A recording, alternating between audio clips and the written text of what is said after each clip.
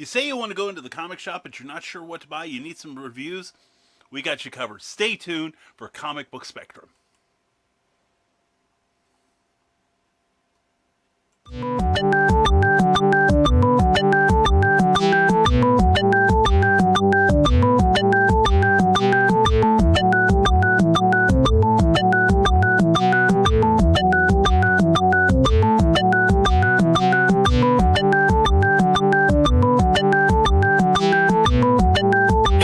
Seconds.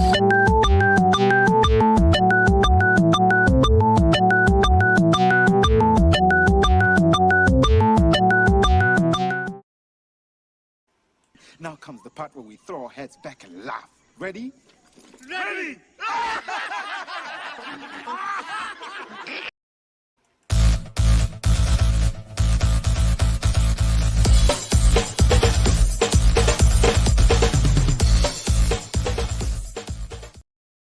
How dare you!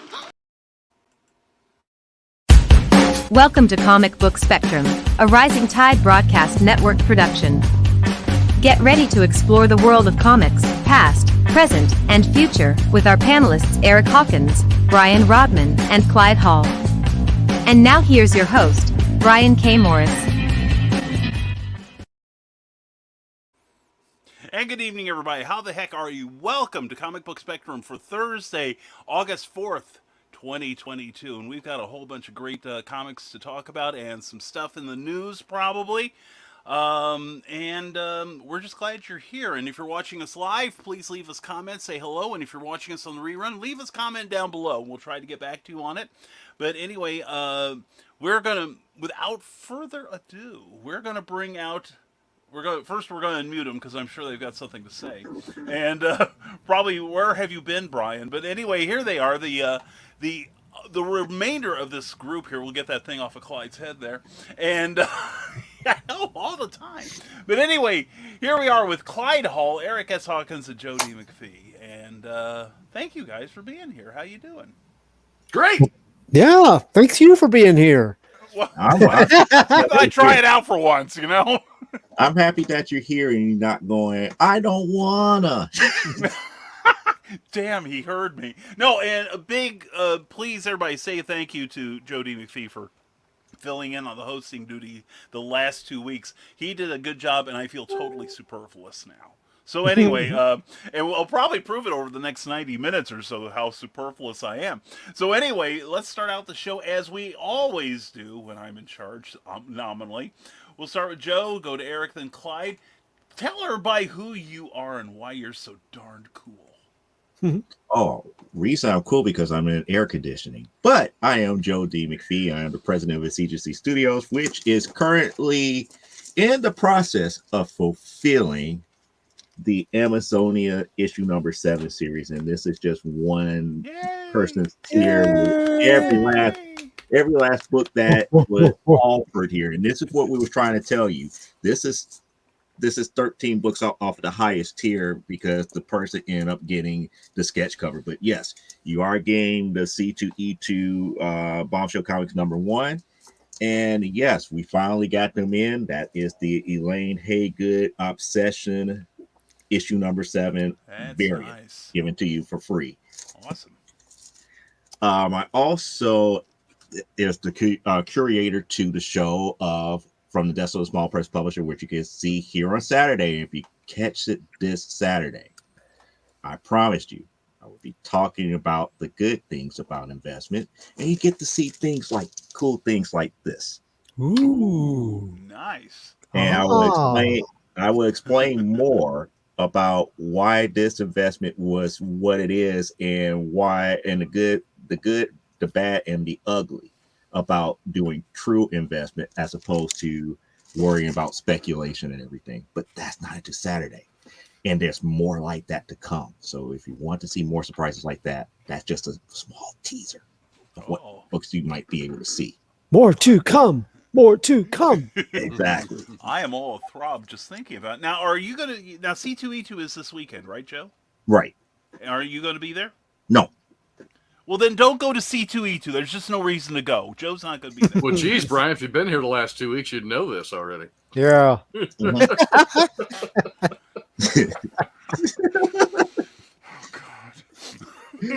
Welcome to the new host of the show, Jody McFee. You better stay awake because we don't have Carl to come in and rescue you. Uh-oh, that's not good. Where's Carl? He's in Somebody a high call school Carl. reunion meeting. Oh yeah. Oh. Yes. So And anyway. Ted, where's your? Well, I'm not going to do that. Yeah, don't No. call him out yet. Don't call him out. No, that'll be wrong. But Ted, you owe me something. Yeah. Ooh. Oh my. Check your emails. That's all I gotta say. Oh dear God, we better move on after that one. Only hint I'm going to give to him is yeah, check your emails, please. But Welcome to Vague Booking 101. but that's pretty much who I am, and I'm going to toss it over to my esteemed colleague in creation, the Eric S. Hawkins. Ooh, got it. So I am independent comic creator Eric S. Hawkins, known for the Zombie World of Oz, and I left my whatchamacallit bar there. This is for later tonight on my other show. The host lives in Japan and hasn't been back in the States for 30-something years, and this is one of his favorite candy bars, and he hasn't had one in 30 years. Ooh, So I'm going to eat it on air in front of him. I'm getting ready to say that. You're going to be like, ha, ha, ha, ha. Well, Ooh, his okay, absolute favorite is a Reese's Pieces, but I couldn't find any. I don't know. Maybe they stopped making them. No, I see No, them all Reese's the Pieces are still time. around. They're still Oh, around. okay. So You're anyway, a monster, Eric. I am. I'm horrible. So, I do comic books. I do commissions. I'm booked out with commissions right now. I'm finishing some up. I picked up some at the show I was at a few weeks ago, and then some other ones, and I'm working on those. Finishing up the last 38 packages to go out for the Zombie World of Oz. Yes, I have it down to a number. And hey, if you back Kickstarters, make sure you go out there every once in a while. Log into Kickstarter and see if you need to fill out your survey. So you can get your stuff from the people you backed. Yes. That's all I got. All right, that's all I got. Well, that's a good thing to do. That's what we were discussing before the show. Oh, we were? So, Oh, I didn't notice. well, of course you did. Mwah. So anyway, we'll throw it to Clyde Hall, the Clyde Hall. Hey, I am Clyde Hall, and I am cool because I write stuff. And I have friends who write stuff, like Eric and Joe, and even Brian. And, he's not here, but I'm going to talk him up anyway. Yeah. Carl Witzman in the sequel to the Mad Gasser Cheerleader, The Mad Gasser Returns. Ooh. It's available through Lulu Books, and this is a novella. They're short reads, but they're very enjoyable. So you should go to lulu.com and order your copy tonight, post haste. But that's why I'm cool, is because I know writers and I do like to write. What do I like to write? I like to write things like award-winning audio dramas, poems, bad poems, new pulp adventures. Way to sell it. Yeah. And Are they like dirty limericks? Is that what your poems are? They're, they wouldn't even qualify as sea shanties. They're just bad. Clyde knows all the words that rhyme with Nantucket. But I also write new pulp adventures and comic book reviews here at Comic Book Spectrum, and also at www.doomrocket.com and at comicsbookcase.com. Now, I've been promising to tell people that there was a change with Comics Bookcase. Some of my past reviews are there, but my editor got a job working for the Comics Beat, or The Beat.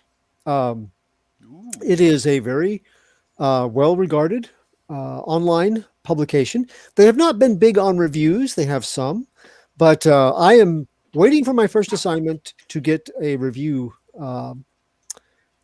assignment through The Beat. So soon you should be able to find some of my work on thebeat.com. And it is one of the top 10 sources. It's consistently rated in the top 10 for online comic book news. So I'm very proud. And, he offered me a shot and a slot on the team there, and I'm very happy to take him up on it. But he's been spending time getting to know the layout of the place and his job as an editor. And so we haven't put our heads together yet on a contribution, but that's pending. I'm also a contributing writer at Stormgate Press, where editor and author Charles F. Milhouse has set a new standard of quality with his new pulp publications, including the award-winning Pulp Reality Anthology series with volumes 1 and 2 and 3, Yay! all having won Pulp Factory Awards over the last 2 years. So you should check out those titles and many more by visiting Stormgate's selection on Amazon and by going directly to the source at www.stormgatepress.com. But on these dog day summary NCBD +1 nights, I hunker down with the uber cool strata of creatives, namely the writers and artists here and all over the Rising Tide Broadcast Network, to talk about our favorite topics. So, listen, my children, and you shall hear of comic book varieties available far and near, of spandex and sci-fi and mystery and horror and genres of fear, selections aplenty to make you raise up a cheer. Now settle back, get comfy as we commandeer your ear and take in our review show. Tonight, mine's a first issue premiere. Nice. See? Bad, just bad. Wow, that was great, though. No, seriously. No, I was actually thinking Shakespearean. I was like, oh, Yeah. the gold standard has gotten golder. There we go. Oh my God, you're amazing. That was great, Clyde. Thank you. Yeah. Well, and it's like now we're thinking of people that might possibly bore us. Hi, I'm your friend Brian K. Morris. Anyway, I like the new fans. I know, isn't that cool? Yeah. I did not know they come in green. I know that's what happens when you don't wash them often enough. But anyway, but no, I have this wonderful Zombie World of Oz fez. We'll call it a soft fez. That's how Eric should market these now. But it's actually, I got one of these because I have a large skull. That's why when you strike it, you get this really hollow sound because it's got all this air inside. So I wear this and it keeps my head warm. So and it fits down over my ears. It's really nice. And now we just got lens flare like a J.J. Abrams movie. But anyway, I'm Brian K. Morris, independent publisher, freelance writer, editor, award-winning author, Facebook famous YouTuber, and former mortician's assistant. And I do edit comic books, such as the aforementioned Zombie World of Oz. Yes, I got the hardcover because I crave the attention. I also have the more than one copy sold Satisfying international bestseller, along with Major Marjorie from Stormgate Press here, which also has a story by Clyde Hall, Alessia Kent, Tim Bruckner, and Jim Beard, edited by Charles F. Milhouse, and also Snow Shorts. There's my award-winning short-read crime thriller in here, Snow Ambition. Check them out. They're all available on Amazon. And if they're not, they should be. But anyway, thank you to everybody who's been inquiring about me for the last 2 weeks. Yes, I did. For those of you who may not know, I did catch the My Sharona Miley Cyrus. Fortunately, it was not a serious case, a rather frivolous case at that. But I'm still having a few effects from it. So that's why we're going to get this show going. But anyway, let's see. While Eric is out of the room, he probably silencing a dog or something. But anyway, we have comments, and the first one in the gate here is Donna Carly. Carlene makes herself comfy. Looks over at Carl's empty seat. Poor Carl. He's missing all this exciting stuff. And yes, we're chatting. That's why we're a couple minutes late. It was all very important. And well, we wanted to let you know, Donna, we didn't want you to think we were ignoring you. Carl had to go to a high school reunion committee meeting at his least favorite restaurant. And if the gal they specifically went to that restaurant doesn't show, he's going to be more than pissed. Donna, I'm interested. Which restaurant is this? Please put that in the chat there, because I'm from Danville, Illinois, where Donna and Carl are from. So I'm just curious. About that. And Ted Davies Artistry, good evening to you. Thank you for being superheroic yourself. And check out the latest. Let's see. I'm going to look at my email here because I don't want to make an error of this. But a brand new publication. Comics Unlimited #10 just came out on Amazon. just a few days ago. So please check that out. Glenn Fleming's great magazine, lots of superb articles in there. I think Daphne Leish has something in there. But anyway, check that magazine out. It's got a lot of cool stuff in there. And Lissy, hello to you, darling. Mwah. Glad you're here. And everyone said hello. And Joe did wonderfully. I fully agree with that. I watched the last 2 episodes. And like I say, I feel about as useful here as a bicycle would be among a school of fish. But anyway, Lizzie goes, Brian, you're behind in everything. What else is new? That's not exactly a Fox News moment here. And yeah, I did a lot of that in the last 2 weeks too. Thank you, Ted. And Joe said it again, please. Well, I told him what it was outside. Okay. So he knows what's what. Okay, that's good. He better. And hello, Nick Tockard.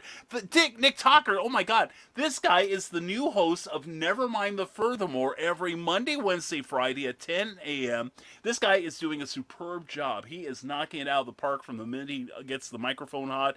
And I don't remember who the guy was that hosted that show previously, but he's driving all memory of that hack out of everyone's mind. So check out Nevermind the Furthermore along with Nerd Bacon every Thursday morning at 9 a.m. On the Ragin' 2 channel with Nick Tockard and a bevy of guest hosts. You're out the loop then. Oh no, that's right. I apologize. No, I am up on that. I forgot. I'm just in the habit of talking about it that way. Luke is doing it for himself right now, so building his own network. And good on you, Luke Stone. So check out Luke Stone Studios on Facebook and .com for all kinds of wonderful things, and get yourself some Hybrids comics. You will be so glad you did. And I'll tell you, thanks for him, Clyde, says Donna Carlene, and saying hello to Nick. And I miss seeing Brian K. Morris. When does Clever Title Pending begin? Well, it's somebody may have been working on it. You never know. Yeah, we are going to, I've made no secret, we are going to be bringing back Clever Title Pending, and some episodes will deal with comics alone. And on those, we're hoping to get some co-hosting from the beautiful and extremely talented Kara Nicole, the Arizona Power Girl. And if you're not familiar with her, I just got this in the mail today. Unstable Frequencies by Kara and Alfred, her husband, and a whole bunch of really great stories in here. So we'll probably be reviewing this next week. But we just got that in the mail today. We also got, and this was in the mail yesterday, from Silverline Comics, Beyond the Stars by my buddy Ron Fortier. And then there's another book in here I'm really excited to read. I got all kinds of stuff in here. It's like Christmas this week. Twilight Grim, a brand new title by R.A. Jones and Rob Davis. Rob's an old buddy of mine from long ago, the old Chicago cons. And they used to work together on a comic called Scimitar that I was a huge fan of. And you remember that one, Clyde? Oh, yeah. Yeah. Do you remember the Hugh Hefner appearance? Oh, yeah. Okay, well, I got it. I got the Hugh Hefner appearance. Well, who's got 2 thumbs and owns the original art? Oh, nice. Yeah, that's how Rob and I bonded. But anyway, Rob's a great guy, and anyway, we'll be reviewing those real soon too. So, but anyway, yes, so it will be soon as I can make sure I can stay up late. This is what I'm here for the show for. So, here's hoping. Anyway.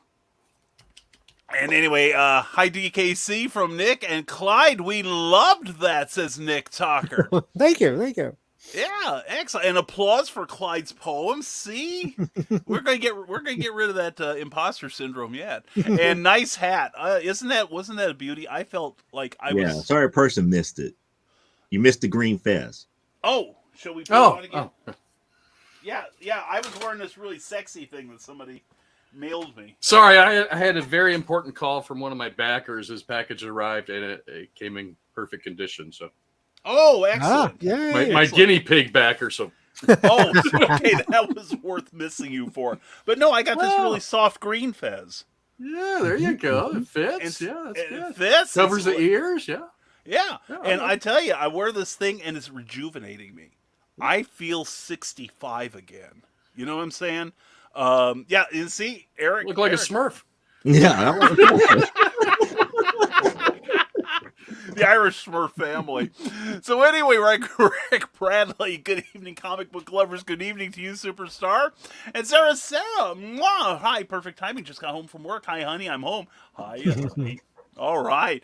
Good to have you here, Sarah. Hope you had a great day and hope you're going to enjoy the show. Everybody saying hello to Sarah. Hey, Dark Misses. And La Potosino, otherwise known as the Pot. Okay. I know the one. Yeah. I think they've got a something in Watseka, Illinois. And it's good though. It's very good. So oh well, we'll be praying for Carl for the next hour. Anyway, Sarah, I made it as far as my car to the patio, pacing myself. Well, be careful, it's hot out there. Eric Bradley, I did have you all on YouTube on the TV, but Raziel demanded I put the Wiggles on instead, so I'm watching from my phone.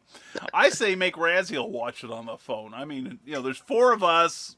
Well, I'd say if we're on the phone, we're smaller, and we're probably better looking when we're smaller. I can. Well, good point. I can use all the help You I can can't see all the defects.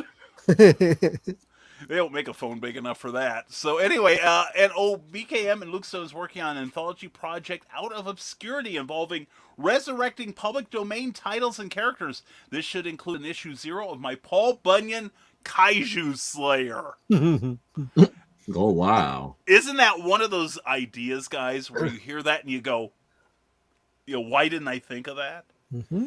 Cool. And Luke, tell Luke that he and I still need to work together. Drop a hint for me, please, with art by Luke Stone. Well, that sounds very worthwhile there. And Rick Bradley, so does anyone else think the new people in charge of WB have something against DC Comics? Rumor has it that the Supergirl is in line to get canceled, too. I have news on that. Did I leave that downstairs? Supergirl, according to Rolling Stone Australia, is canceled.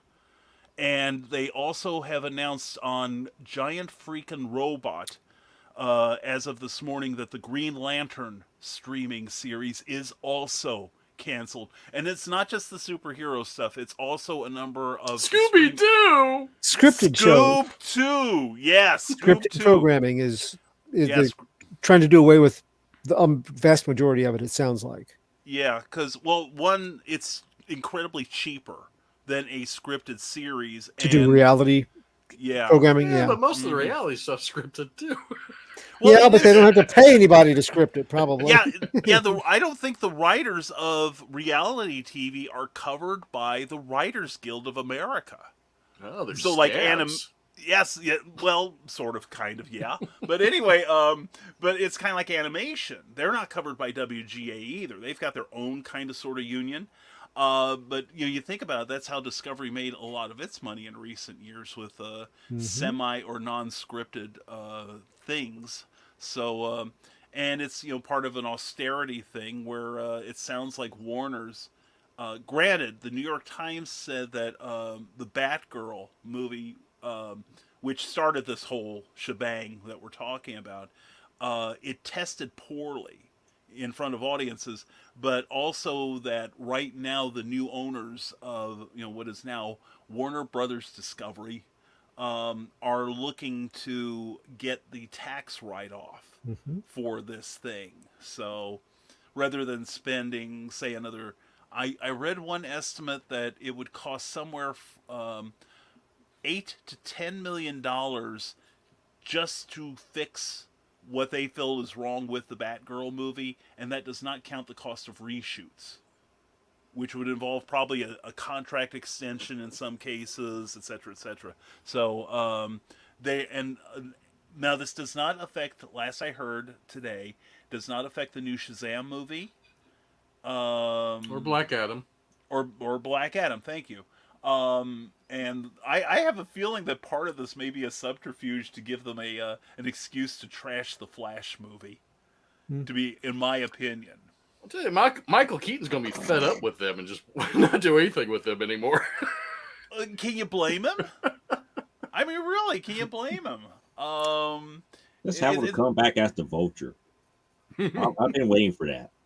There you go. Well, they're giving the on the other side of the, of Hollywood, they're giving the Marvel movies pretty much all the love in the world.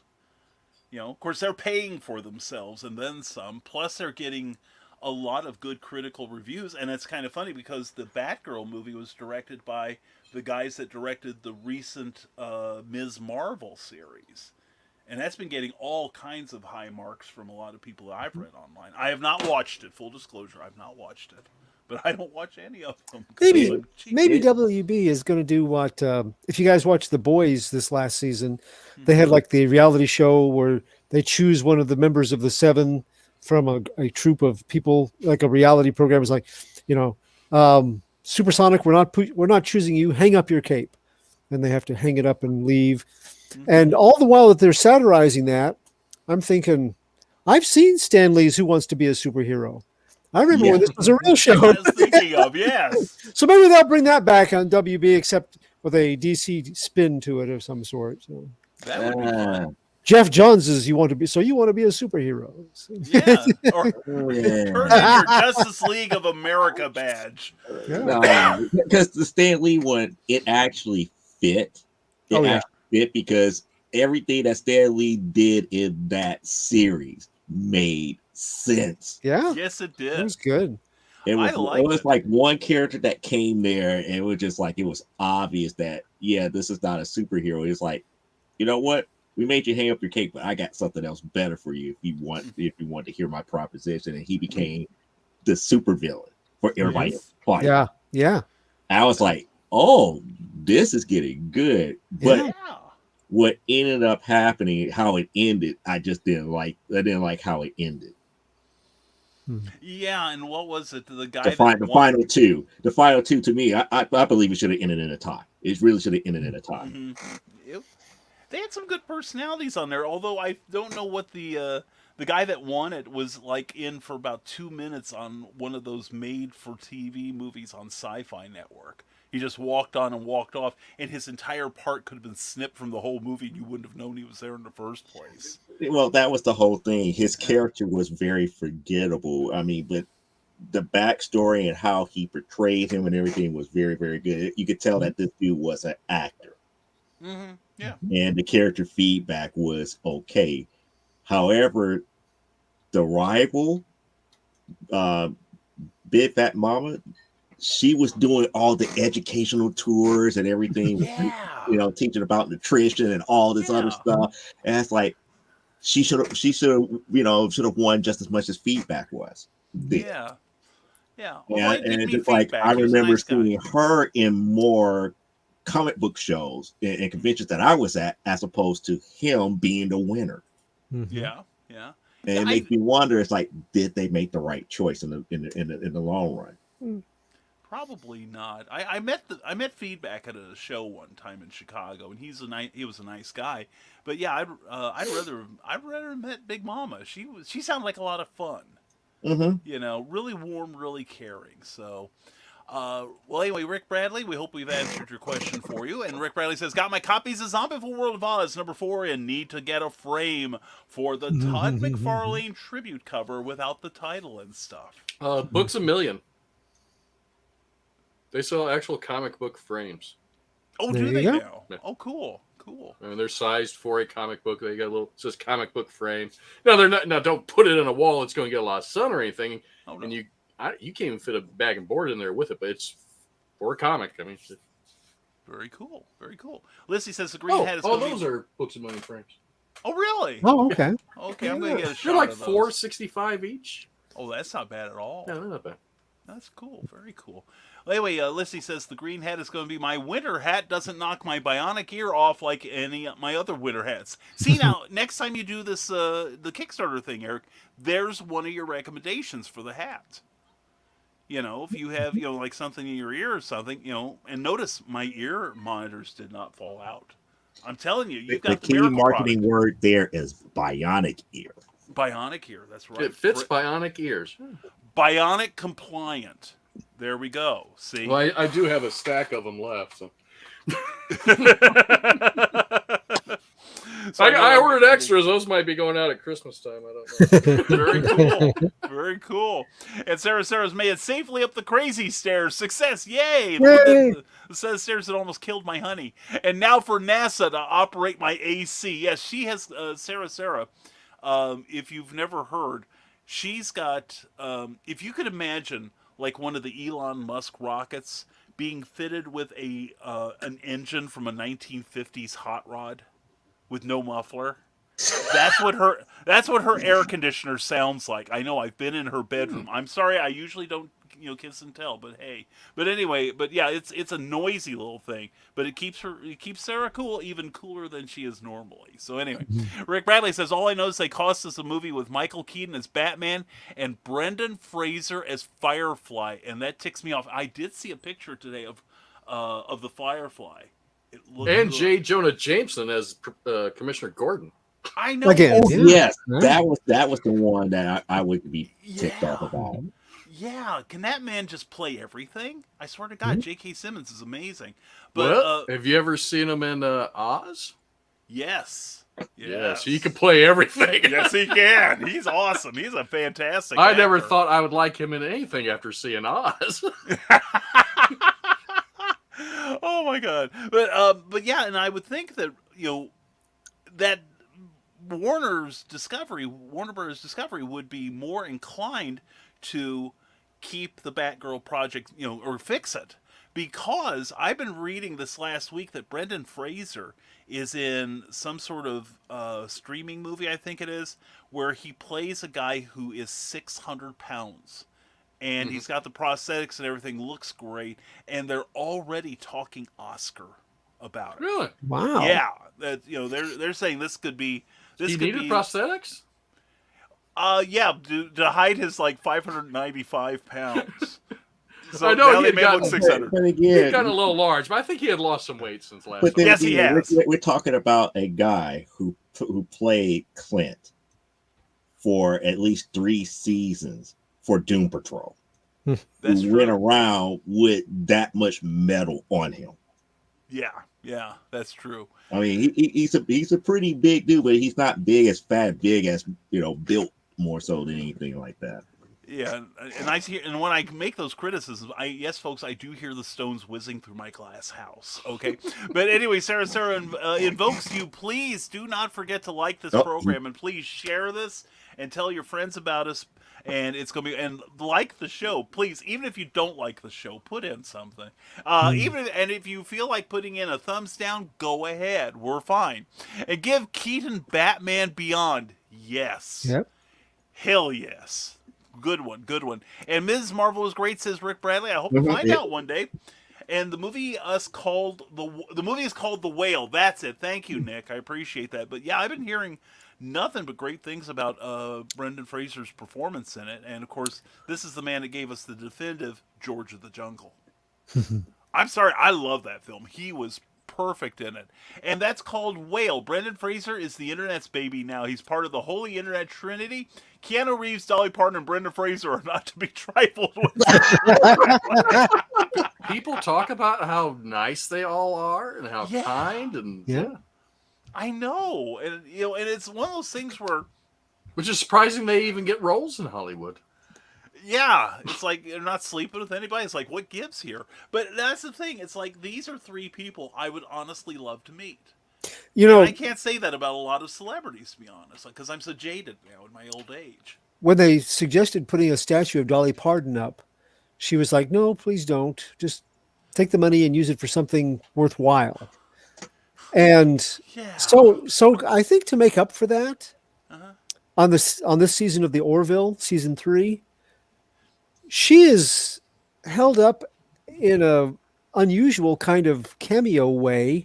Her work is saluted as something that people in the future look back on and relish.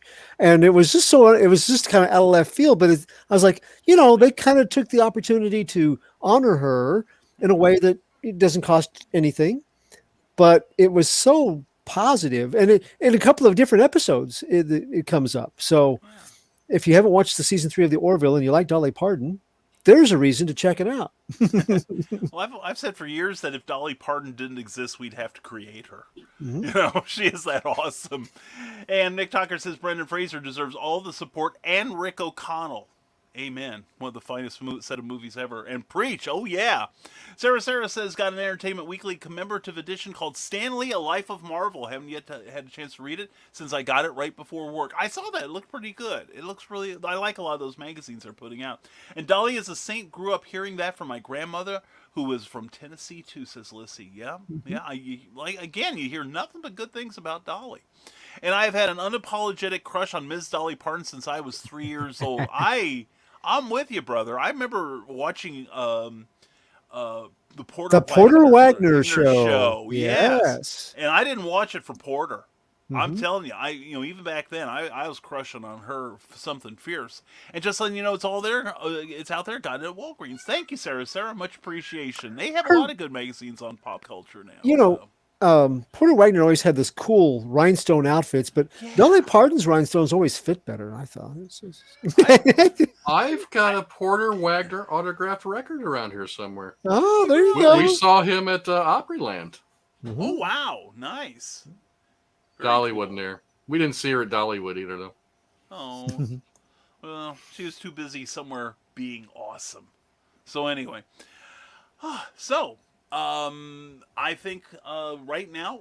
Oh, wait a second. I had a friend, says Nick Tockard. Thank you. Oh, no, I had a friend scold me about what good has America really done for the world. I responded, Miss Dolly Parton. That's true. That's true. Amen. Well, if it weren't for her, we wouldn't be as far along with the COVID inoculations as we would be otherwise. So she saved my life. She probably saved my life. So you can blame Dolly for that, too. Anyway. A lot of investments that people don't realize that she put money towards to help others. A lot. Yeah. Yeah, she is a genuine humanitarian. She really is. And, I forgot, that's right. Rick Bradley reminds us that Dolly Parton was instrumental in getting Buffy the Vampire TV series going. That's true. I didn't know that. True. It just came out like a couple of years ago.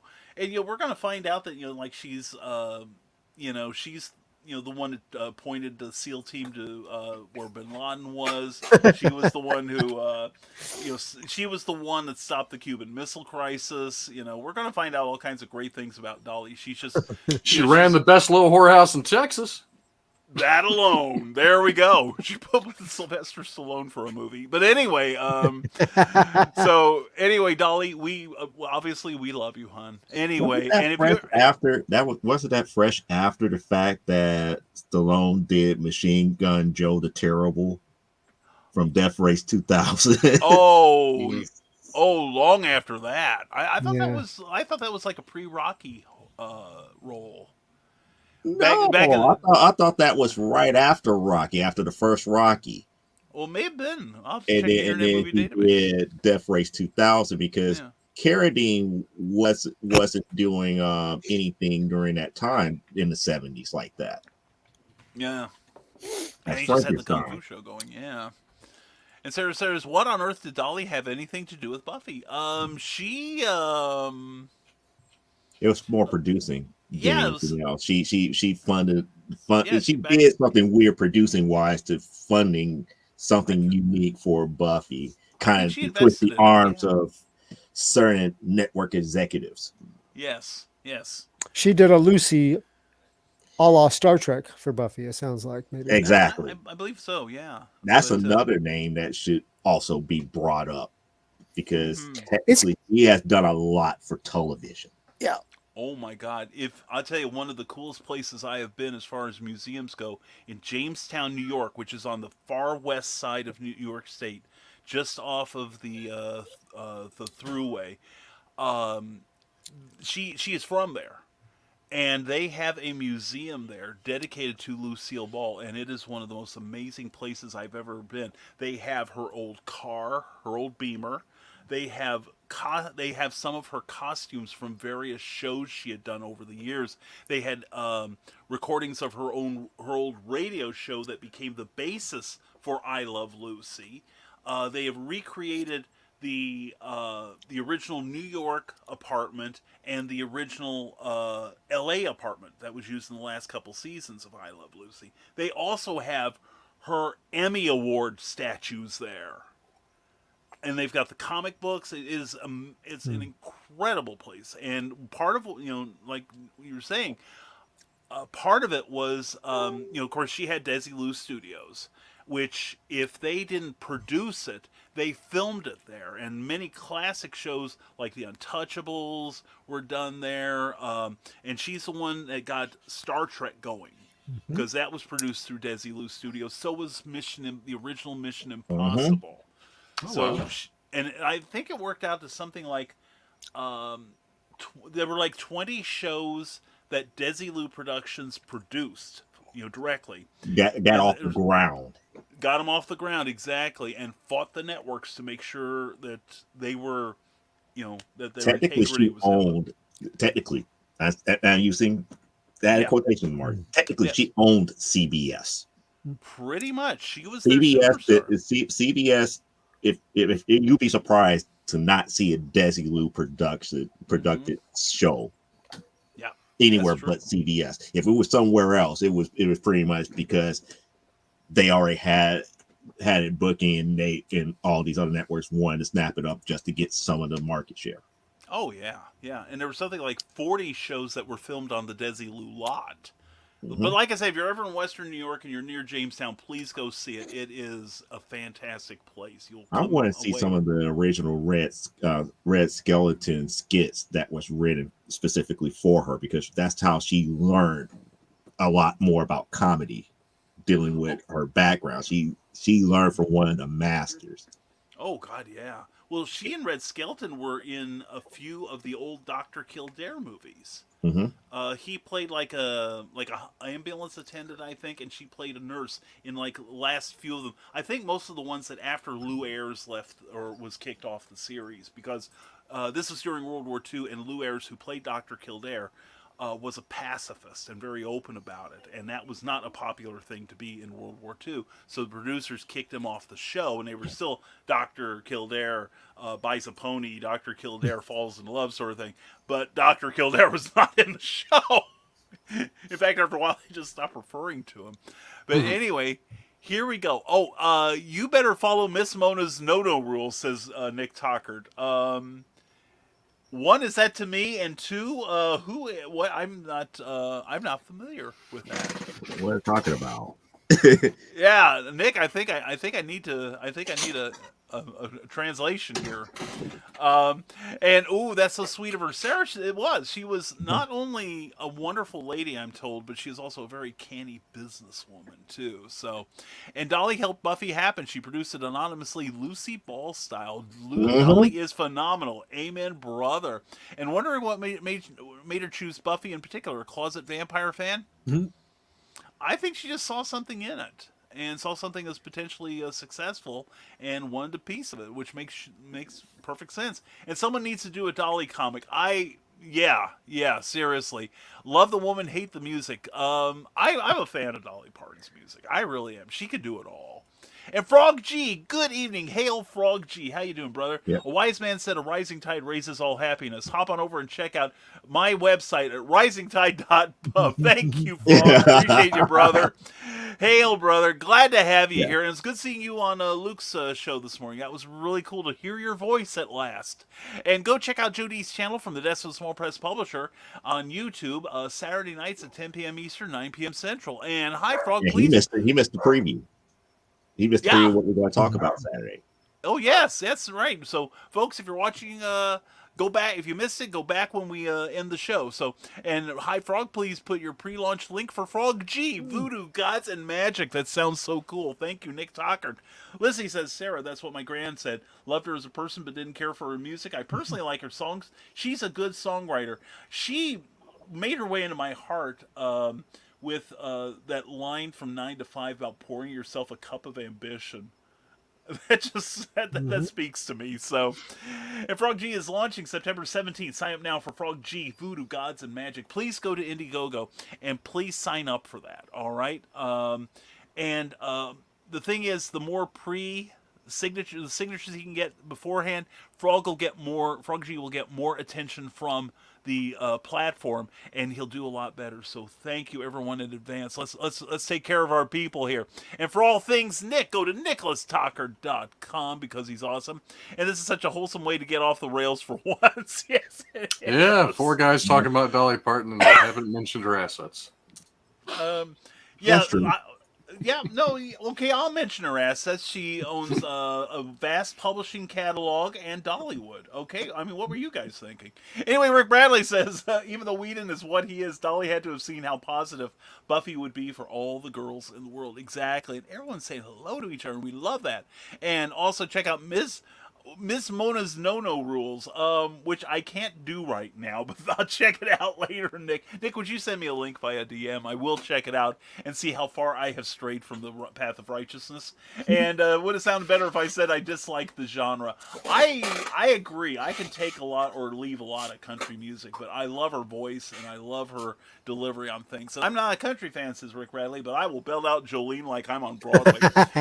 I hear you. And the thing is, also look up. I'd pay to see that. I'd buy that for $1. But no, look up sometime Jolene. I actually Cthulhu. have that clip on my StreamYard. Of Rick singing Jolene? No, Oh. I'll buy that for $1. Oh. Yes, okay. That's right, you do. But no, there was a thing a few years ago, and I'll look it up when Joe gives his review.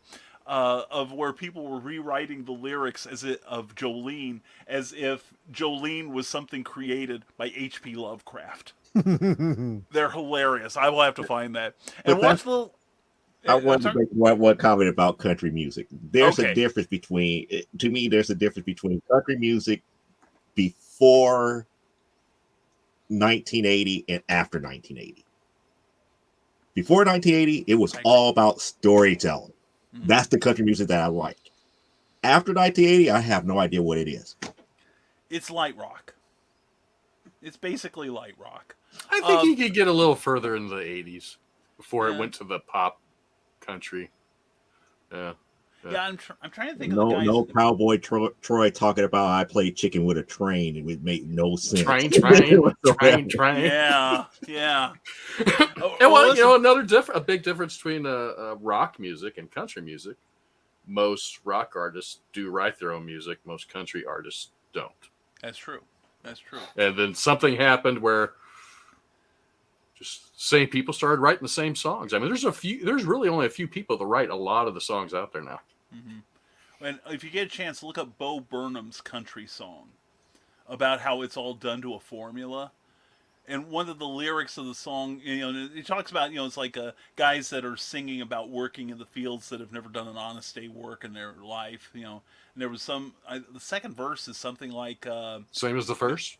No, pretty close. No shoes, no shirt, no Jews. You didn't hear that.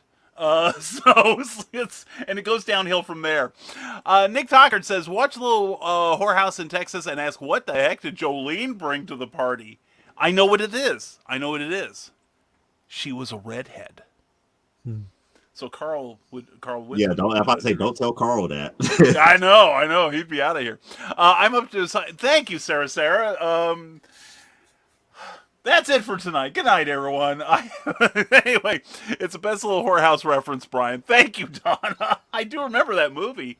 And back pain like no other is the downside. Well, no, I'm stopping. I swear to God, I'm stopping.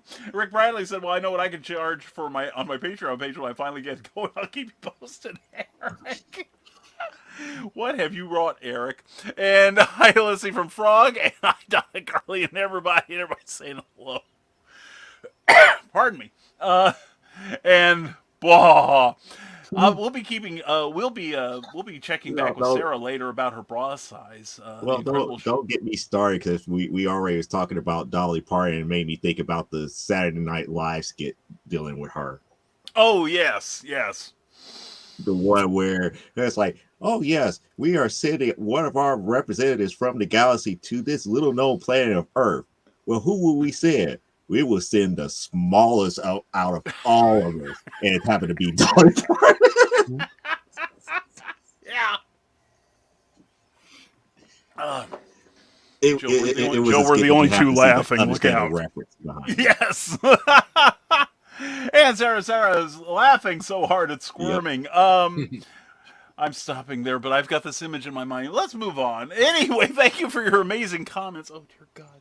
And let's start. Joe, are you ready to tell us what the helpline is? Yeah, what we still have are 4 books that have not been chosen, so it made it easy for myself this week because technically I didn't want to read anything new because 8 billion genies we 4. we still have this stuff pile up because again.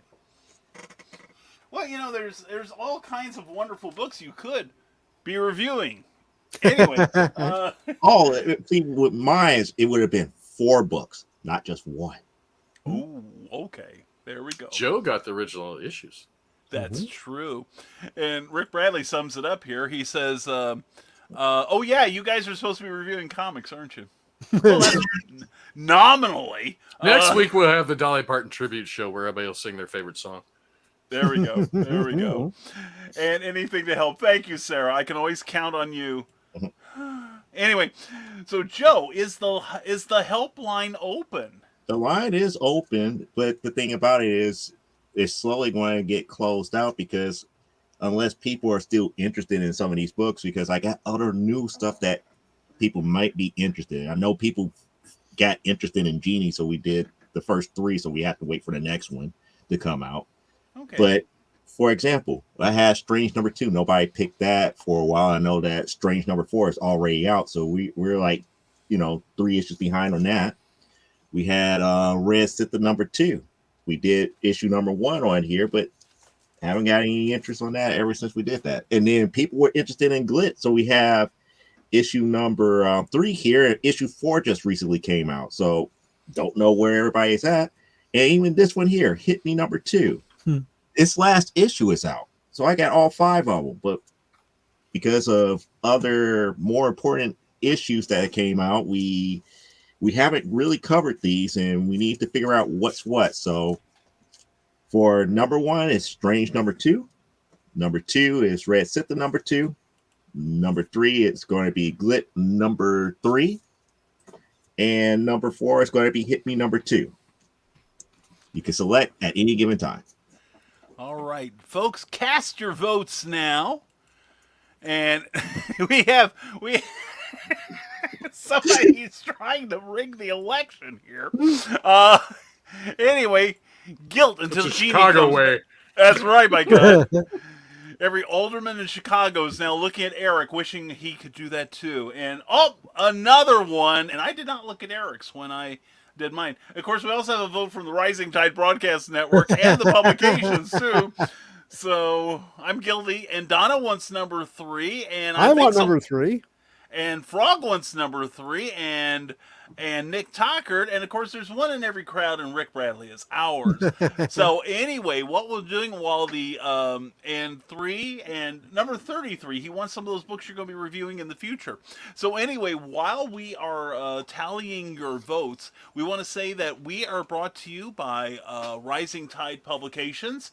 Please check out upcoming The Terrors, which is over halfway edited right now. So that's going to be coming out later this summer. Plus, we also have some great publications on Smashwords.com and Amazon.com.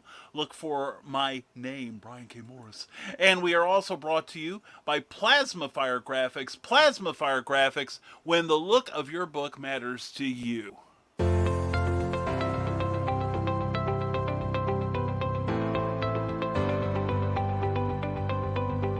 You've worked hard and written a great book. Now, it's time to give it a great cover. If you're an indie author or small press publisher, Plasma Fire Graphics is your source for affordable cover illustration and graphic design.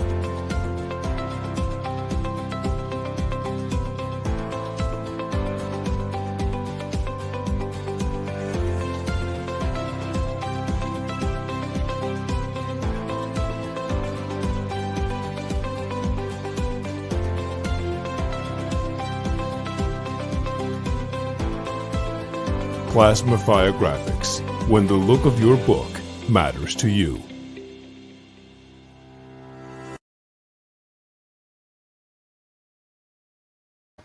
check out Plasma Fire Graphics. Not only are Jeffrey Hayes' designs incredibly eye-catching, in fact, I've bought some books because I knew Jeff did the cover, but check out his work on Facebook and also on plasmafiregraphics.com. And while you're there, inquire about his independent creator-friendly pricing. You're going to be pleasantly astonished. As Plasma Fire Graphics, when the look of your book matters to you, because it definitely matters to your readers.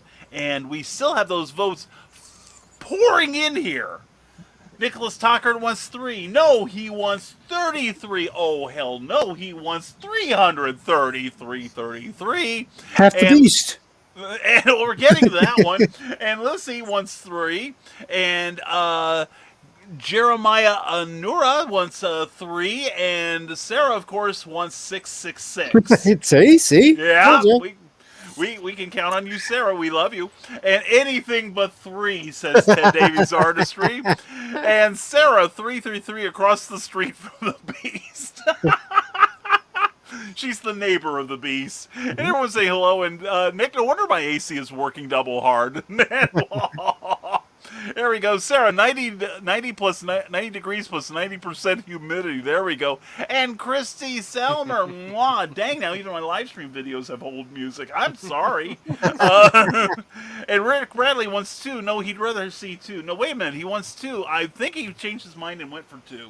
So anyway, with all of the shenanigans going on here, Joe D. McFee, tell us, what's the winner? No, that was easy. It's the one that people didn't want because it has the number 3 in it, and that's number 3. Oh, I changed my mind.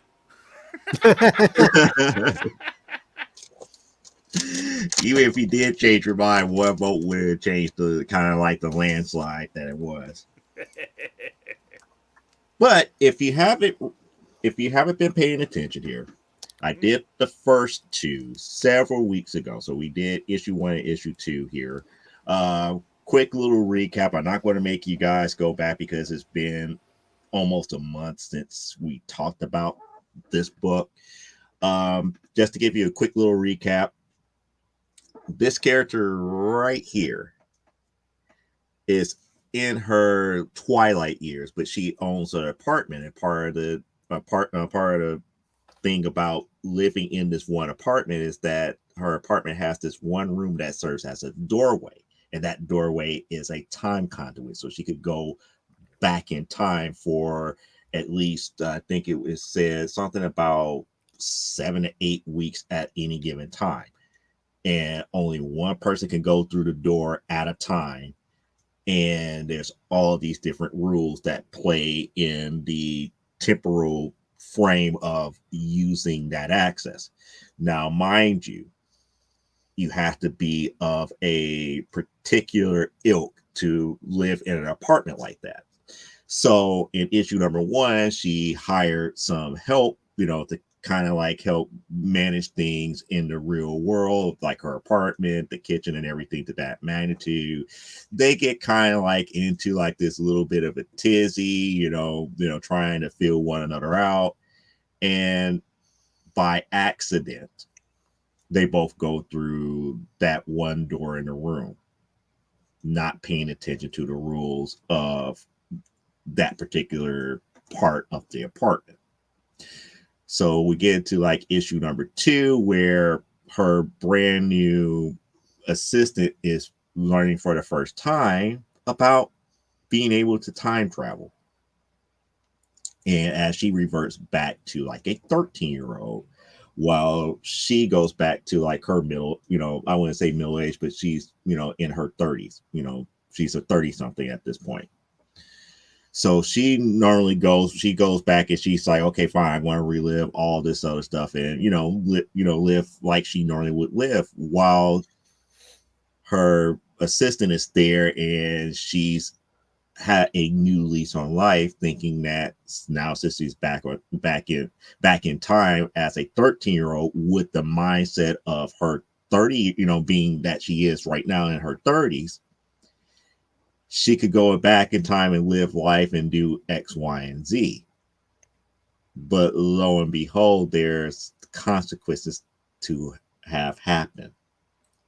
which makes us get into issue number 3 and who this guy might be. Now, guild number 3, which stands for the Guild of Independent Lady Temporalists, which means that, these are women who time travel. And like each one of these issues here, the stories are told, in chapters, and each one of those chapters are written by a different person. So the first part of this issue was written by Alicia Nitty, Kwitney, just in case you're keeping a scorecard. The second story is written by Dave Garusso. Last name is Giarrusso. And the last one is by Ryan J. Trussell. The artwork is done by different people and everything to that magnitude, and pretty much is done by Ahoy Comics, and that's how the untrade dress graphic for the cover looks here. So the issue begins back at the airport where all of a sudden back in 1973, which they time travel back to, they're up here looking at the radar and it's like, that's kind of strange. It's like the airplane took off and whatnot. And you have, a female flight controller there, they're trying to figure out what's going on. And then it flashed forward to 2017, where she is now the senior of the flight controller's crew. And they're still trying, they're figuring out what all these different blips are really means in the long run here. So it jumps back to 1973, where, they're up here about to get ready to jump on this one Pan Air flight. And again, she's back there, thinking to herself, it's like, well, if I'm back here, I'm going to have some fun. I'm going to do what I can to avoid dying. Again, she's up here trying to break the rules of using the door. So pretty much, she's up here, with her friends and everything. They're about to get ready to go into the flight. And then you have this strange man who's there at the airport.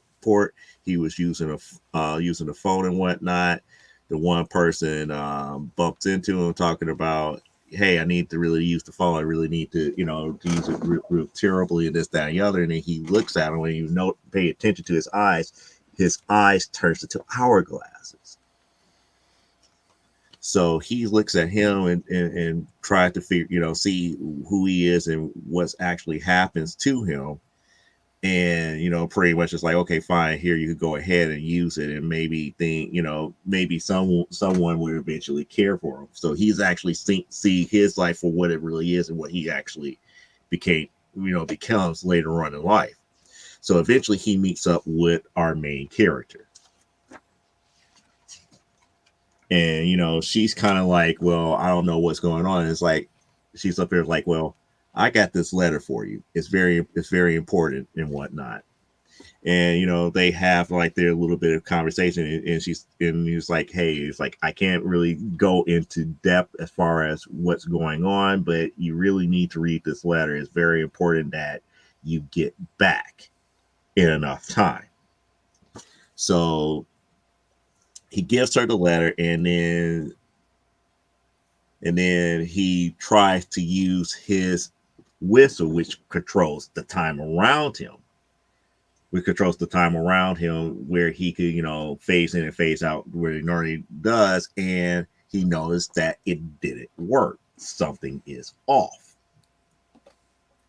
And he's up here in a panic talking about, well, why didn't it work? Something's not right. And everybody else that the main character is with is like, oh, that's a strange guy, this, that, and the other. What's going on with him? And it's like, I don't know. So she gives one of the friends the letter, and she opens it up, and the letter states that, oh, you're about to get kicked out of this apartment. We're about to have a trial. You need to get back, as far as your residency there, which means that she's about to lose access to the door if she doesn't go back and deal with the situation. So we have another flashback to December of 1973, and they're up here trying to figure out what's what and everything, and then it jumps to 1983, and then it jumps to 93 when, showing the progression of how her thinking and her logic was prior to this incident. So it jumps back to 1973 because remember, she has lived several lifetimes and has done, so many different things in her life that, none of this stuff is really like all that impressive to her. So pretty much what the letter is stating is that they're trying to evict her from that apartment from the past. So that means anything that she does now may not even come to fruition if they evict her in the past. So that means that she no longer has access to the door. And if she doesn't go back to deal with this, whatever happens now, it may never come to fruition. And the last outcome that she has is pretty much she would eventually die. It's like, if you paid attention to issue number 2, she eventually died in her sleep. So that's what she's trying to avoid here. So it fast forward to 2017, with Delta Airlines and everything, and they're noticing all these anomalies that are happening and whatnot. And one of the things that had happened was that this pilot was not feeling well, and it's just happened out of the blue. And the stewardess is looking kind of strange and saying that, hey, you really don't look good. We don't know, what's going on. It's like, are you okay? So now it goes back to the assistant back in 1973. Now, mind you, she's in her 13-year-old self right now. This is the first time that she ever been through this door and whatnot. And they're standing at the corner and everything. They're kind of like, the so-called fiance to the one that she went through the door with, and her mom is up here trying to make phone calls to try to figure out where, the main character is going to and what they can do to find her and whatnot. So she's talking to the guy that she liked way back when she was young and everything, and things are a little bit different. So she's pretty much getting to the point where she's getting enough confidence to change the past to her benefit in the future. So pretty much, so she's had a good idea about doing that, and then it happened to be like a pigeon that's they're in their time, and all of a sudden it disappears. Now all of a sudden it's 1929. You got this little bitty boy with a slingshot, up here, playing around, messing around, and ends up hitting the bird with the rock, killing it. Now, mind you, they didn't notice that the bird actually disappeared, but it comes back to 1973, and all of a sudden here comes a feather, and all of a sudden here's that same little bird falling out the sky dead for no reason. And they're trying to figure out, well, what just happened? How did this happen? This, that, and the other. Why did this happen? Then it goes back to 1929. And the little bitty kid is saying, it's like, hey, where did the bird go? He could have sworn that he hit the bird. And he was up there like, where did it go? And then the two people passing by, it's like, did you feel that? It's like, yes. And it was wonderful. It's like, I sense a disturbance in the astral planes. And the thing is, it's like, oh, it worked. So you have some temporalists here seeing that there's a shift in time, and they don't know what's causing it. They felt it, but they don't know what's causing it. So they turn back around. They ask the little boy, what did they do? And if you notice, the same eyes from the other gentleman. He opened up his eyes, and he's seen the time span and everything to that magnitude. It's like he gave him a couple of dollars to figure out what was going on, and then shift back over and everything. And the two kids, while they were standing there and they saw the bird fall, they're now gone. The mother and the fiance is like left, was like, well, where did they go? This, that, and the other. And here he comes in the background with a new device trying to track them down, trying to figure out what's going on, because that anomaly is something that is to be worried, to be worried about. So he ended up talking to like the mother and everything, and kind of like ask if he could help find like their daughter with the device and everything. So he agreed to help and everything. And he eventually find a dead bird that was struck in 1929. So pretty much, he's, up here talking to everybody in the surroundings and everything, and he's looking at all this other stuff, and pretty much he gets into the station wagon and everything, after talking to the bum that's sitting there, and they eventually take off. Now, mind you, still in 1973, she goes to her friend's house and everything, and pretty much they're in his family's apartment and whatnot, and they pretty much spend some time there, starting there, and then all of a sudden time starts shifting from I think it was like September of 73 to December to August 1976, and then to May of 1978, where she was getting older and older, and the relationship was growing and growing and growing between them. And then all of a sudden it reverts back to November in 1973, showing that she's altering the timeline. And he finally sensed that it's like, hey, we was actually dating as we got older. It's like, did you feel that, this, that, the other? And she was like, wow, that was interesting, and this, that, and the other. And then she, at that point, it's like, well, take it easy. Let's take this one step at a time, and this, that, and the other. And then that's when her mom breaks into the apartment and everything, and they finally find her and whatnot. So they're kind of, happy that they found that the two kids and everything, and they're up here trying to figure out what's what.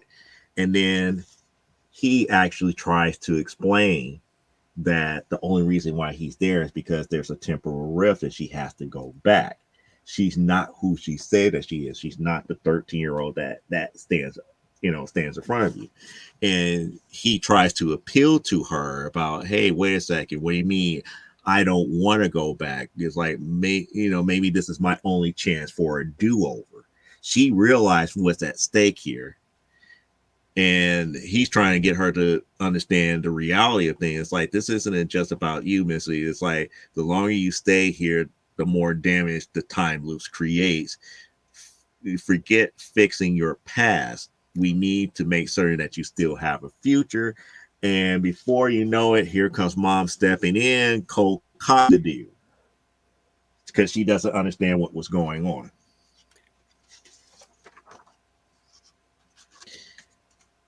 Meanwhile,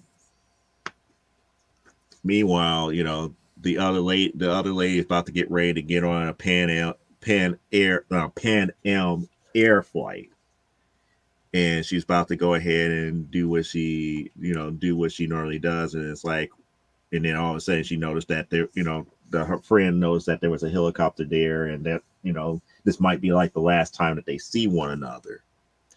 So it then flash forward back to 2017. Now all of a sudden there's a military escort next to the plane that we saw earlier.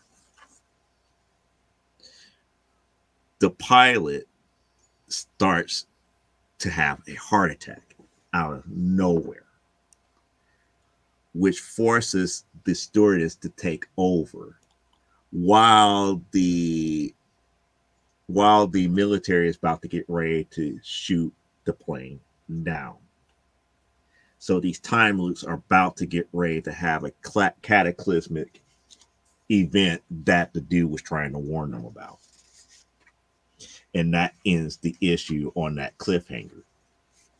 What's really going to happen if the assistant doesn't go back to the past, back to the door, back to where she originally where she was originally at? And what's going to happen if the main character gets evicted? We don't know as of yet. So that brings us to the mystery of what's going to happen next in issue number 4. You might have to wait until next week, because I do have issue number 4 on hand to discuss it if you decide to choose it. However, for issue number 3 of Guilt, I will end up giving this issue a 7 out of 10.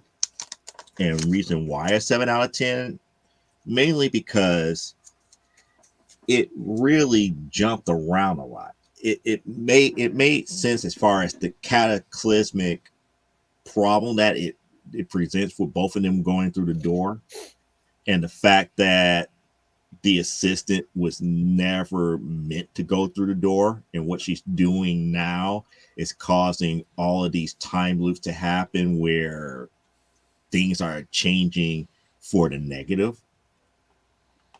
However, we don't know what the end result is going to happen here, because if the main character gets evicted in the past, how does that affect both of them while they're through the door at this point? We don't know.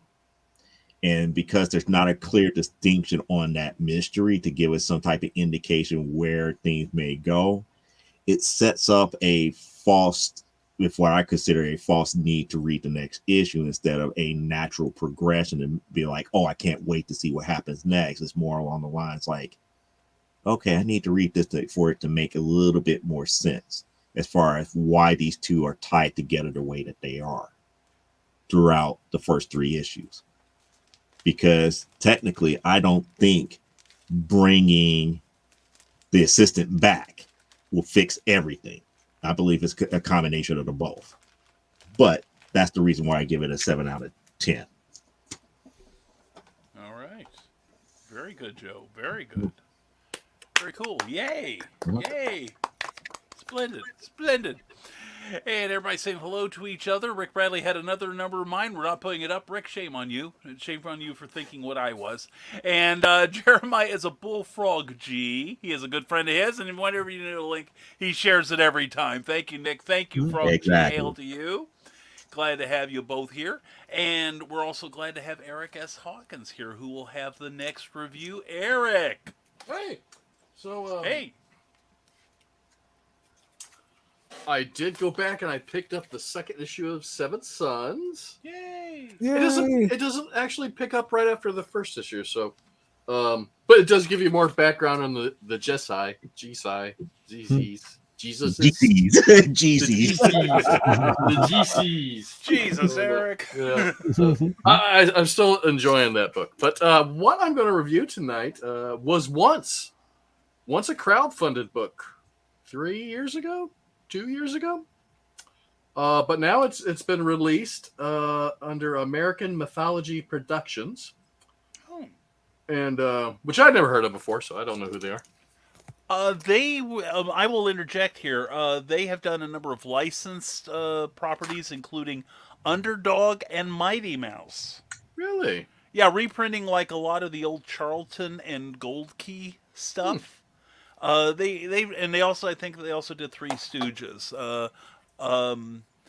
I've had some friends who've done some work for them, but they mostly do reprints, but they have done some original work too. Oh, so this, which was, I believe, a graphic novel originally, is being released in issues, and it is called Florida Man. Aha! Which I don't know if I should go into complaints first or what. But it is written by Mike Barron, with art by Todd Mulrooney, Elias Martins, and Marcellus Salazar. Colors by Ushin Ansori. Letters by Warren Montgomery, and edited by Chris Brawley. Chris Brawley runs one of those, or works for one of those comic book sites, and he's the one that ran the Indiegogo for this. So let's jump into the Indiegogo real quick. Let's get this out of the way. So it launched on Indiegogo, I think, in 2020. I think ended up being like a year late, I think, or close to a year late.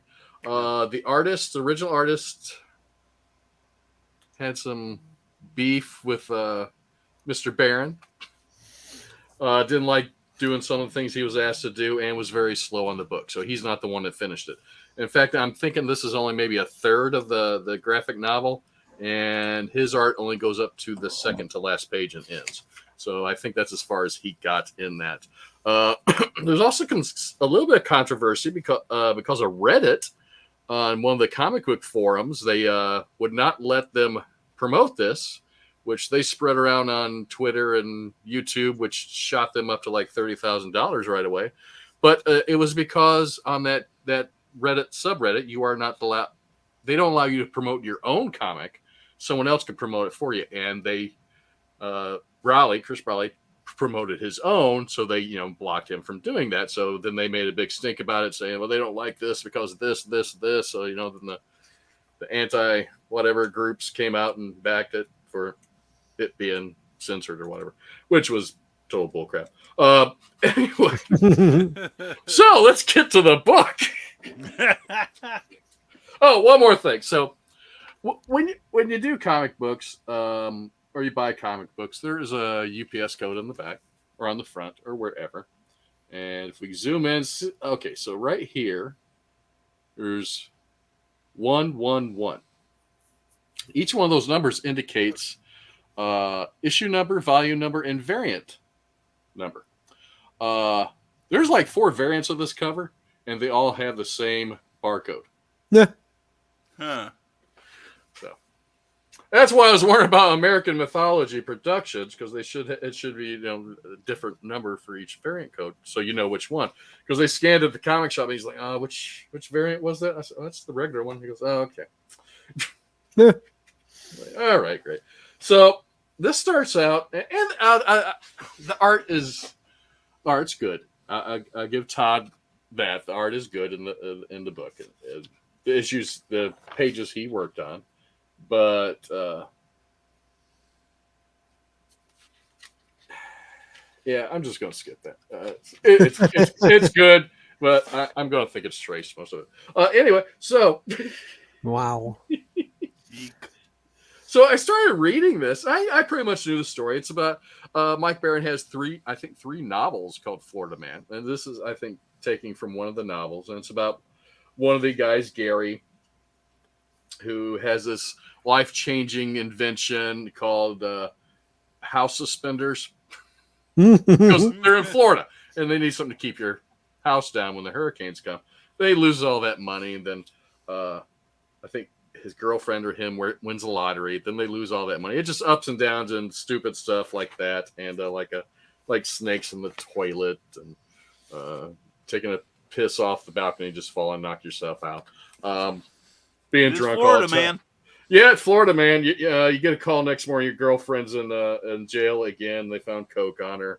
I don't know what this guy's doing. I honestly don't know where this book is going. It was a little everywhere, and I kind of expected more from Mike Barron. I've talked to Mike Barron. He's your friend. I mean, we've sent comics back and forth to each other, and Mike's a little out there sometimes. And let's see, is that a good one? No, let's see. Let's show this one.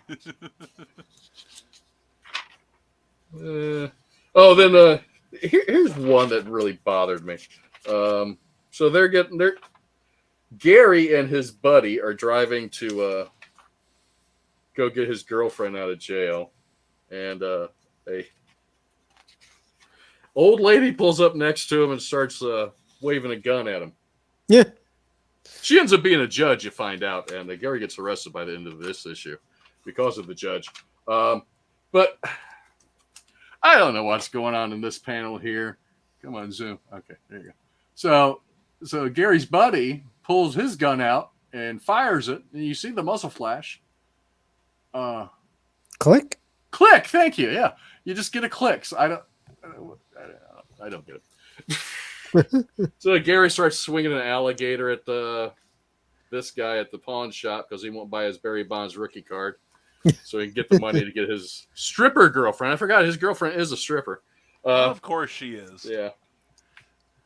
So then he goes to this other guy who's an attorney at law, does some shady stuff. He needs some pictures of some other guy having sex with someone else for one of his cases.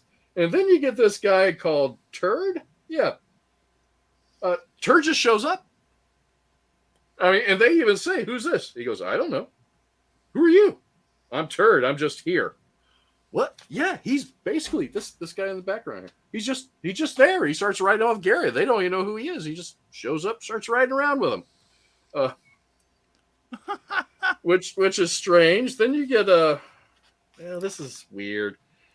They find the guy that he needs to get the pictures of in the compromising positions, and apparently he is seeing I would say a transvestite hooker. I would say Michael Clark Duncan in a wig, and then here he is without his wig. He comes out in his underwear and a wig.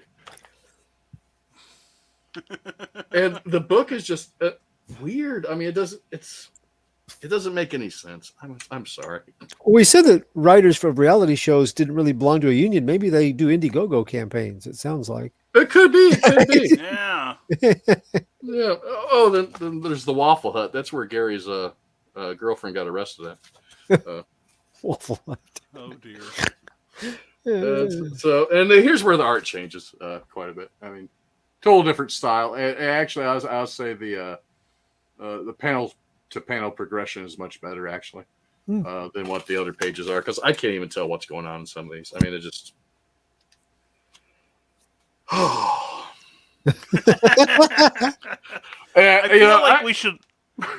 feel like we should apologize for making you go through this. Well, I bought it because Mike seems like a cool guy. I've talked to him. Let me read it. I'm like, holy shit. But there is, there's a cool letter page. I didn't read it because I'm sure it's all fake and funny stuff. But I didn't read it. I thought that was kind of neat. I thought that was cool. Yeah. Then there's a picture of Mike Barron that artist Todd Mulrooney did to put in there and talk about Todd and or talk about Mike, and I'm pretty sure that's traced as well. There's some cool pinups. I like that one. That's nice. Yeah. So, this book sucks, man. I mean, I don't know. I don't even know what to give it. Do we call the tower? It was just, I mean, it's everywhere. I mean, the story just doesn't even make sense. It's not, there's really nothing. I thought, maybe it'd be like little Florida man stories, but it's about Gary who's just an idiot. And I don't know what's going on half the time. And I can't tell if it's the story or if it's the art that makes it so confusing. Now, we have some questions here. While you're debating what to do.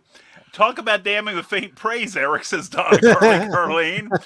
And there goes the faint praise. And Nick Tockard wants to know if it's airtime. And Rick Bradley goes, which is worse, monkey meat or that one? I think this is worse. Ooh. Does this mean this one's going in the shredder?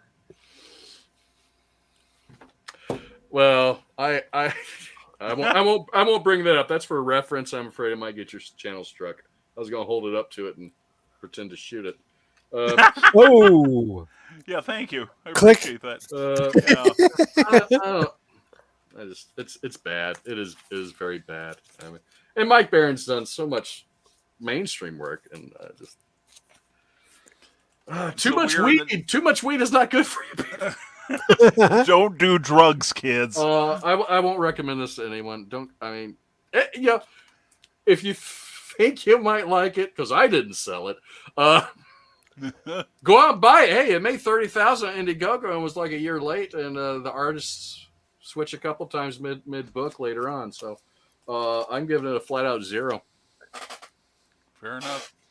And what you expected, House Suspenders, what you got, even the book isn't sure. So, And it didn't even get to the House Suspender part where he makes money. oh dear God. So, And Carl's going to be so mad he missed this line. it's so bad. I mean, it's so bad. Oh dear. I don't know if I've read anything that bad. I mean, Monkey Meat wasn't that bad. Wow. I'd rather go read Monkey Meat 1 and 2 than read this again. Ouch. It hurt my head. Wow, we had a don't believe the hype moment. Wow. Yeah. So I'm kind of glad when Mike was interested in my art style that he never responded back.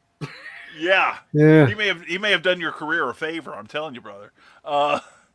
Well, you know, and the thing is, that's a shame because, like has been mentioned, I'm a huge fan of his Nexus. Nexus. And Badger. At least the first 50 issues. It got a little strange towards the end. But he's also done things like the Flash and the Punisher. Punisher, yeah. Of course, he's also the guy that wrote the sequence where the Punisher turns black. So, anyway, and here we go. Frog G has the quote of the night. Monkey Meat wasn't that bad. Eric, 2022. Thank you, Frog G. That's right. Oh, dear God. Wait, did I listen editor? Because I don't think this was edited. You said there was an editor, yes. Was it Chris Browley? Yeah. Yeah, okay, never mind. That's because Eric is used to great editing. Yes. I've talked with Chris, too. I mean, he's a nice guy. It's not. God.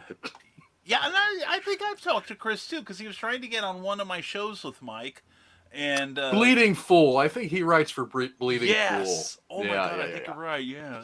And he was trying to convince all of us on Drawn and Quartered one night that because we were drawing Mike's new project, the cop book. I can't remember the name of it right now. Oh right, yeah. Thin Blue Line. Yeah.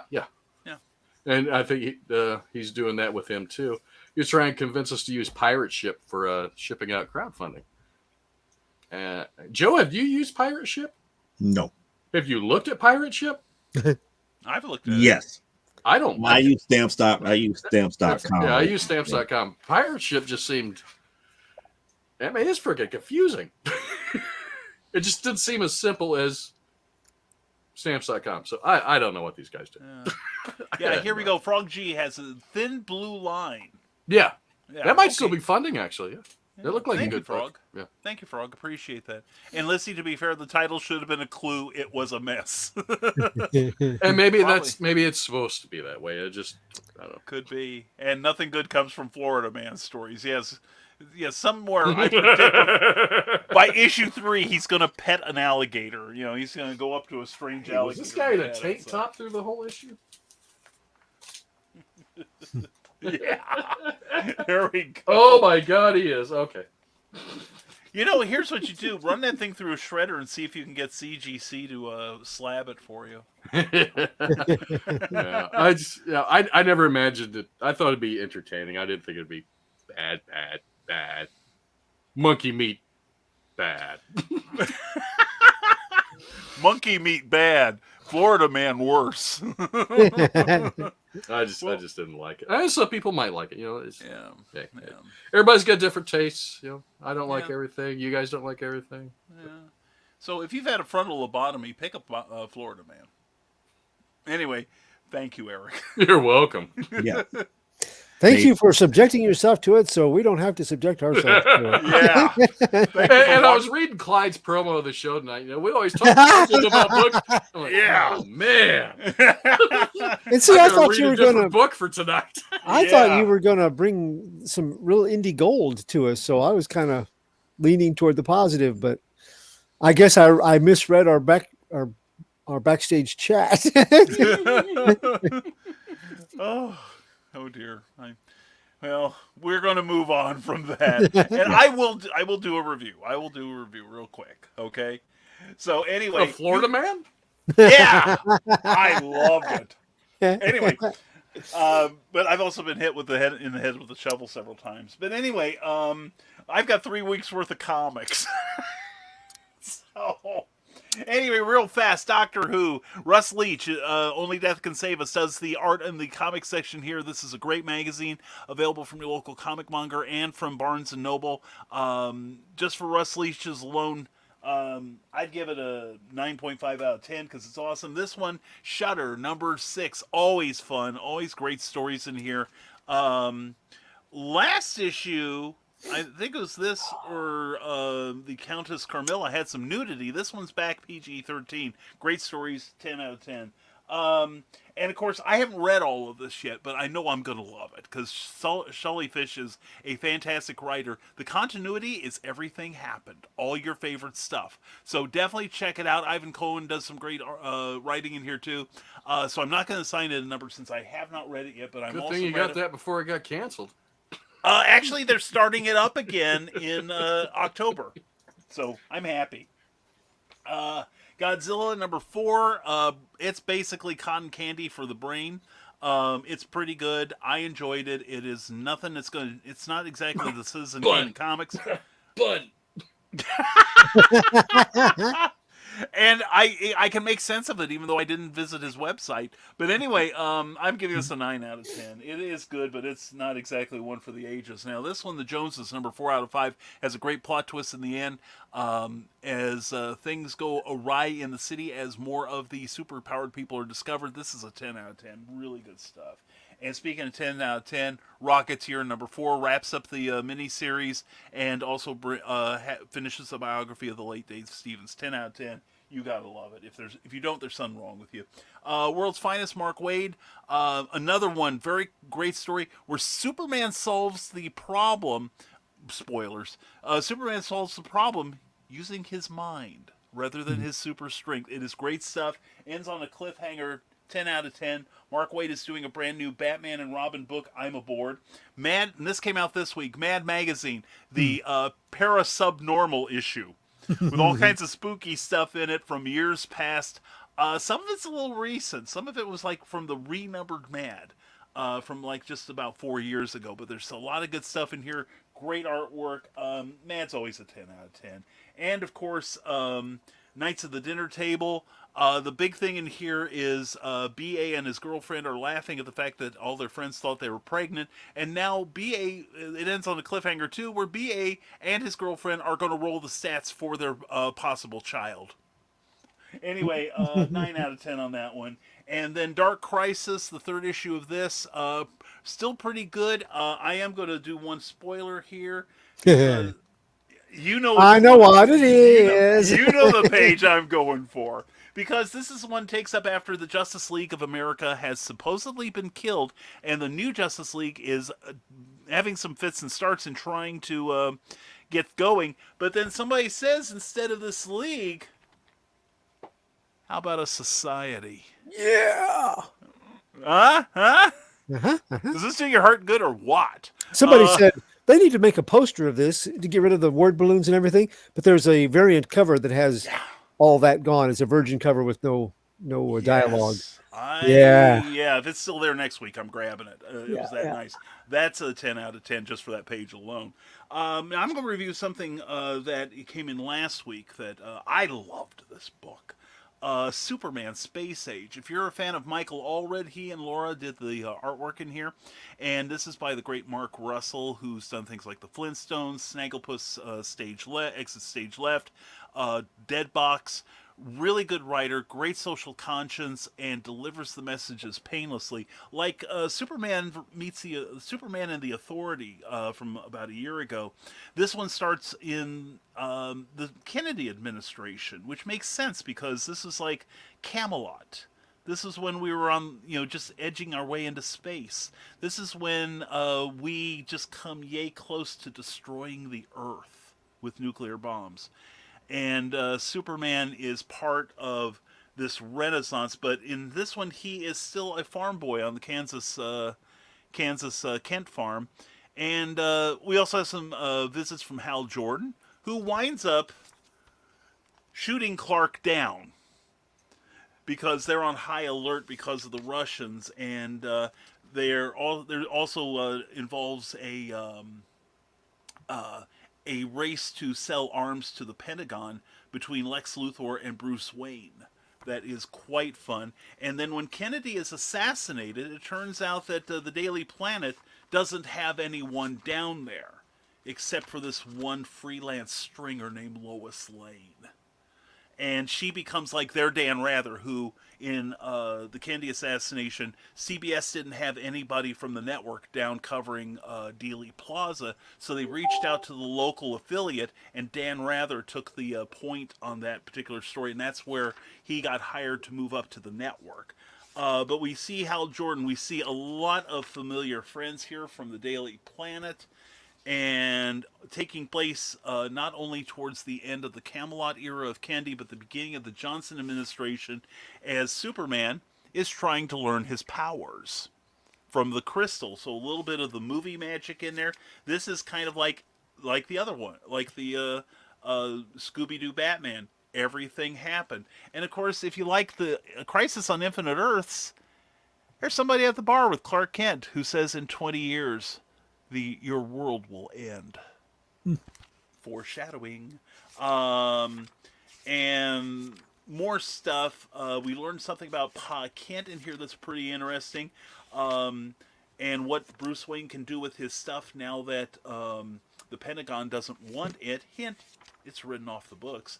And then we go in through the civil rights movement, which Lois Lane, of course, is in the front lines on that. And Lex Luthor then segues into a winnable nuclear war. Okay? And then at the end, the art in here is absolutely gorgeous. Look at that one page by Aldred. Isn't that nice? But it's a great story. If this is the only issue you got, I think it would be a satisfying ending on this, but it is going to have at least one more issue. This really pushed all the right buttons with me. I loved the way Mark Russell interwove, like a lot of the DC legends from the last 80 years, be they whatever they are, and because there's far more than what I showed you in here, because this is a thick book here, all right? This is like $10 for a sizable amount of pages. The artwork's gorgeous. The script is super intelligent, but it doesn't sacrifice the story to show you how clever Mark Russell is. This is definitely a 10 out of 10. Go down to your local comic monger, and if they've still got a copy, pick up Superman Space Age. You will not be disappointed. And that is my review for this week. So, and we've got, let me get me off the screen here. And let's see. Here so do you think, did you look at it like a continuation of what Darwin Cook started? Yeah. I was definitely getting a New Frontier vibe from this book. That's what I got too. So I was just curious. In fact, I was thinking about reviewing it, and I was like, wait, no, Brian's coming back. I'll leave that alone. I have a fandom for my Superman reviews, right? Well, I was about to say, Brian's saying all this stuff is in it. I'm like, good grief, is that a floppy? That's a lot of stuff for a floppy. Yeah. And okay, it's a little thicker. All right. Yeah, like, and there's a lot of stuff I left out. Per page per story? Yeah, it's packed. There's some good solid reading in there, and rereading. Believe me, I've read that. Yeah, I hate to say it. Brian made a Superman book seem kind of interesting to me. Seriously, I think you'd enjoy it. I really dug the book. It was marvelously written, and also Mark Russell was the guy that did the Superman versus Imperious Lex, which I finally figured out it's a Roadrunner cartoon. Lex is Wile E. Coyote and Superman is the Roadrunner. And it is genius work. He's one of my favorite writers.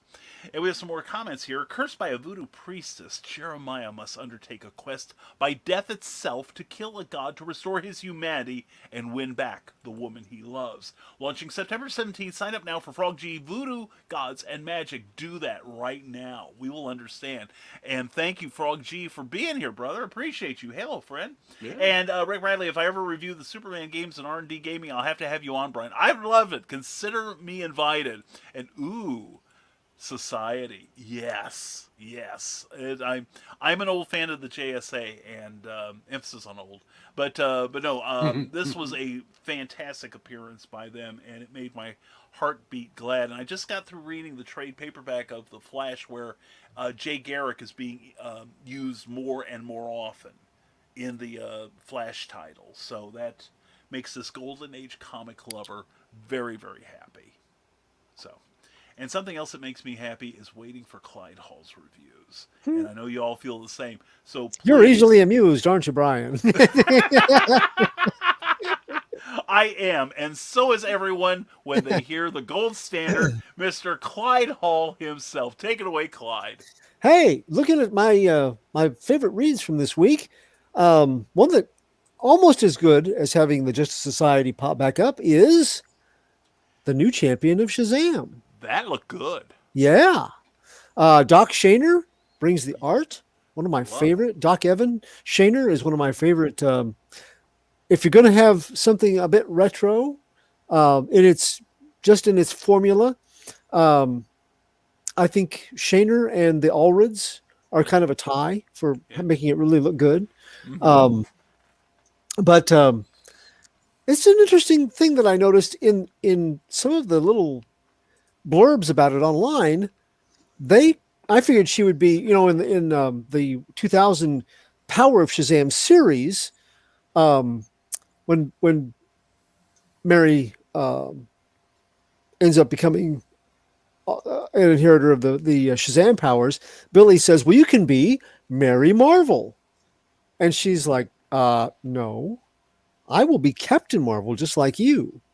So I figured she would be Shazam, just like he is now. But they refer to her as Mary Marvel in blurbs. So I'm kind of curious. There's no Marvel family, so I'm not really sure. But they say next issue 2 is what's in a name. So maybe we'll get a story about how that lines up. But it's a really good story. Mary has worked really hard to get into Vassar. And she shows up her first day of college only to find that she has been chosen to be the new champion of Shazam because Billy is otherwise unavailable. Well, that's about the last thing she needs. She's been a superhero. She's been a grade A student. She has been she's managed to work her way up from being an orphan and then a foster child. Has a family that loves her, and she's had all these experiences. Now she's ready to see all of her goals reached by going to Vassar and becoming a very serious college student and professional woman, only to find that she's now going to be the primary inheritor of the powers. Lots of nice little kind of callbacks to other series where she ends up becoming Mary Marvel and she punches a bad guy and finds out that, man, did she pack a punch. Well, she's not splitting the powers between all of her family like they had been doing. Oh, okay. Yeah. So little things like that just made this was a great read. I've been looking forward to it, and it did not disappoint. AWA again strikes with Sacrament. Think The Exorcist and Alien in a far-flung space operatic future. It has science. It has the future of faith and superstition, and fallen priests, and dangers that could be extraterrestrial or very terrestrial. Great first issue. This is the second issue for The Black Flamingo. Again, this is a supernatural tale, but with quite a difference. And yet it brings up a lot of interesting spiritual questions with a protagonist who is, he's gay. And it's a very different kind of take for a supernatural story. I've never read anything quite like it, but it's very clever. Makes a lot of references to everything from golems to angels as support characters. And I am so far really, really enjoying this a lot. DC also brought back one of my characters that I never cared for him when he was replacing Batman, but later I played him on some role play sites and really began to like Azrael and Sword of Azrael, a one-shot standalone, and also the beginning of a 6-part miniseries. Say Your Prayers. Again, this has got a real spiritual bent to it, but the Order of Saint Dumas was supposed to be destroyed in the original run of the Sword of Azrael series. Well, John Paul Valley finds that perhaps they're not all gone, or at least the font from which they came still exists. So it was for an old Azrael fan. It was very interesting. I will probably be picking this series up. You know, I can't do a Batman series, but I can do Azrael and Nightwing and all that. So I just keep hitting close to the mark and without making a bullseye for Bruce Wayne. So, but my review tonight is one that really resonated. We've been talking about Image doing all kinds of stuff to see what sticks. They just throw everything out there with number one issues. And this one, I think, especially for a creative team that is a mixed bag experience, but also freshman outing as a comic book writer, especially. This one made a lot of good, solid points, and it is fresh. It has a very fresh perspective. It's a very creatively, it's a very creative endeavor. So this is called Rogues Gallery, number 1. Didn't care a whole lot for this cover, but it has variations of it. This just happened to be the one that they pulled for me. But we start off with a rousing action sequence, kind of a Gotham-like city, with all sorts of masked adventurers running around, heavily armed. Big action, the first bit there. But eventually, very quickly, we are subjected to fans who are watching a television show based on one of their favorite comic books. And this series is more about the fandom and this group of fans than anything else. We have one young man who lives a very, very seedy kind of home life. Comic books are his escape. Eventually, we get to see them in all the different places that they go. They are sitting there at home. It's at one of their homes talking comics. They're at the movies talking comics. They're at the pool talking comics. Dyed in the Wool fandom. And that is where the strength of this series lies. But then we also get to see them dressed up as their favorite characters in cosplay. So definitely a fanish sort of call out, but with a purpose. And that is why this really resonated with me.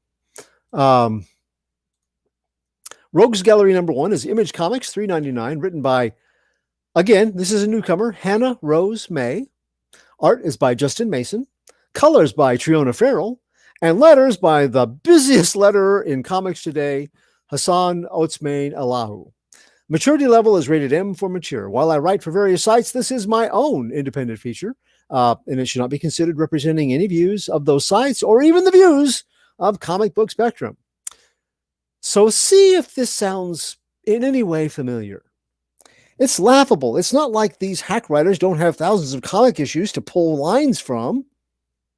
Or, I guess this show's not as good as it once was. Or, if they screw up another season finale, I swear I'm going to murder someone.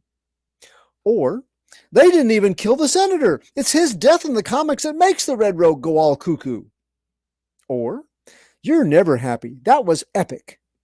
Or, show's been on, 10 years? They finally bring in the biggest bad of all of them, and they turn him into a joke. Or, first she ruins the Red Rogue TV show. Now she owns a signed copy of Red Rogue number 1. She doesn't deserve to own a seminal piece of this franchise's history. Or, they need to be loyal to the source material. Or, damn it, The Red Rogue belongs to all of us, the true fans. No, that's not paraphrasing of conversation snippets heard at the local comic book shop. That's paraphrased conversation snippets from Rogues Gallery #1, in which a band of loyal comic book fans obsess over the live-action television program of their favorite character, Red Rogue, and many other heroes that are part of her team. Young couple Dodge and Haley, upper-class fan Yuri, online-only associate Slink, and junior group member Kyle are an association of fanish friends with the common glue of the Red Rogue comics and TV program. They talk it in their comic shop, as we saw, and at the movies, and over shared meals, and online. They also con together, and they cosplay together. Dodge and Haley are older fans of the original comic books, true believers who want the TV show to be a faithful representation of the source material, no matter what. Yuri's more into general pop culture, and he sees the show as its own iteration of a comic that he questions regarding its original quality anyway. Slink is the one that no one ever sees except as a screen emoji, and who seems overall happy with the adaptation. Kyle is the younger, junior member among them who likes the show, and especially celebrity Macy Wade as Red Rogue, but who feels pressured to find fault or be endlessly tag team ridiculed by Dodge and Haley. In other words, freshman comics writer and actress Hannah Rose May has spent some time around fandom, or in it, or both, and she has compiled a biting social slice of reality as a cornerstone of this project. Timing is also on her side. Everything that we've talked about the last few days, backstage, online, we've chatted about DC and parent company Warner Brothers, their cinematic universe woes, and the way that as fans we have been underwhelmed once again, and at times whipped into a geek tempest of unfettered fury, is the pulse of this comic. May, along with artist Justin Mason, sculpt a believable composition of perpetual fan, well-intentioned frustration and outright dissatisfaction, and even over-entitled outrage. Some of their complaints have merit. Others seem more based on envy that actors and showrunners dare to make the source material in any way accessible to a wider audience than the true fans, and even profit from what they see as an aberration of their beloved characters. The final straw is when the series star, Macy Wade, purchases a rare signed copy of that seminal Red Rogue Down issue. It's a comic collector's holy grail for a 6-digit sum. The 1,000 injuries of Macy Wade's live-action interpretation they had borne as best they could, but when she ventured upon insults, certain among them vowed revenge. And those certain set, they go about whipping their peers into joining this ill-advised quest. Wade doesn't deserve to own this piece of collectible memorabilia, and it would be much better off in the hands of, Red Rogue fans, true fans. What follows is Act 1 of a Don't Breathe and Misery mashup, one with an ogle-worthy final page in the first issue. The good. We have met the inspirational real-life iterations of May's main characters in this comic book, and they are indeed us, for good and ill. In the loudest and most vindictive members of the group, it's mostly ill. They have settled into preemptive ill will for the TV show's season finale, even before it airs. They're already bad-mouthing it. In turns, they do everything that they can, preparing the more moderate or reasonable members of the group for disappointment before launching into post-airing declarations of how accurate their pessimistic prognostications were. They don't intend being pleasantly surprised, but they feed on massive ego boost by displaying how correct their skeptical apprehensions were. They're basically a layer of toxic fandom, and they quickly silence any less toxic observations from their friends. They put the comic book roots of the show on a pedestal, yet they never name any of the artists or writers who made it a great title to start with.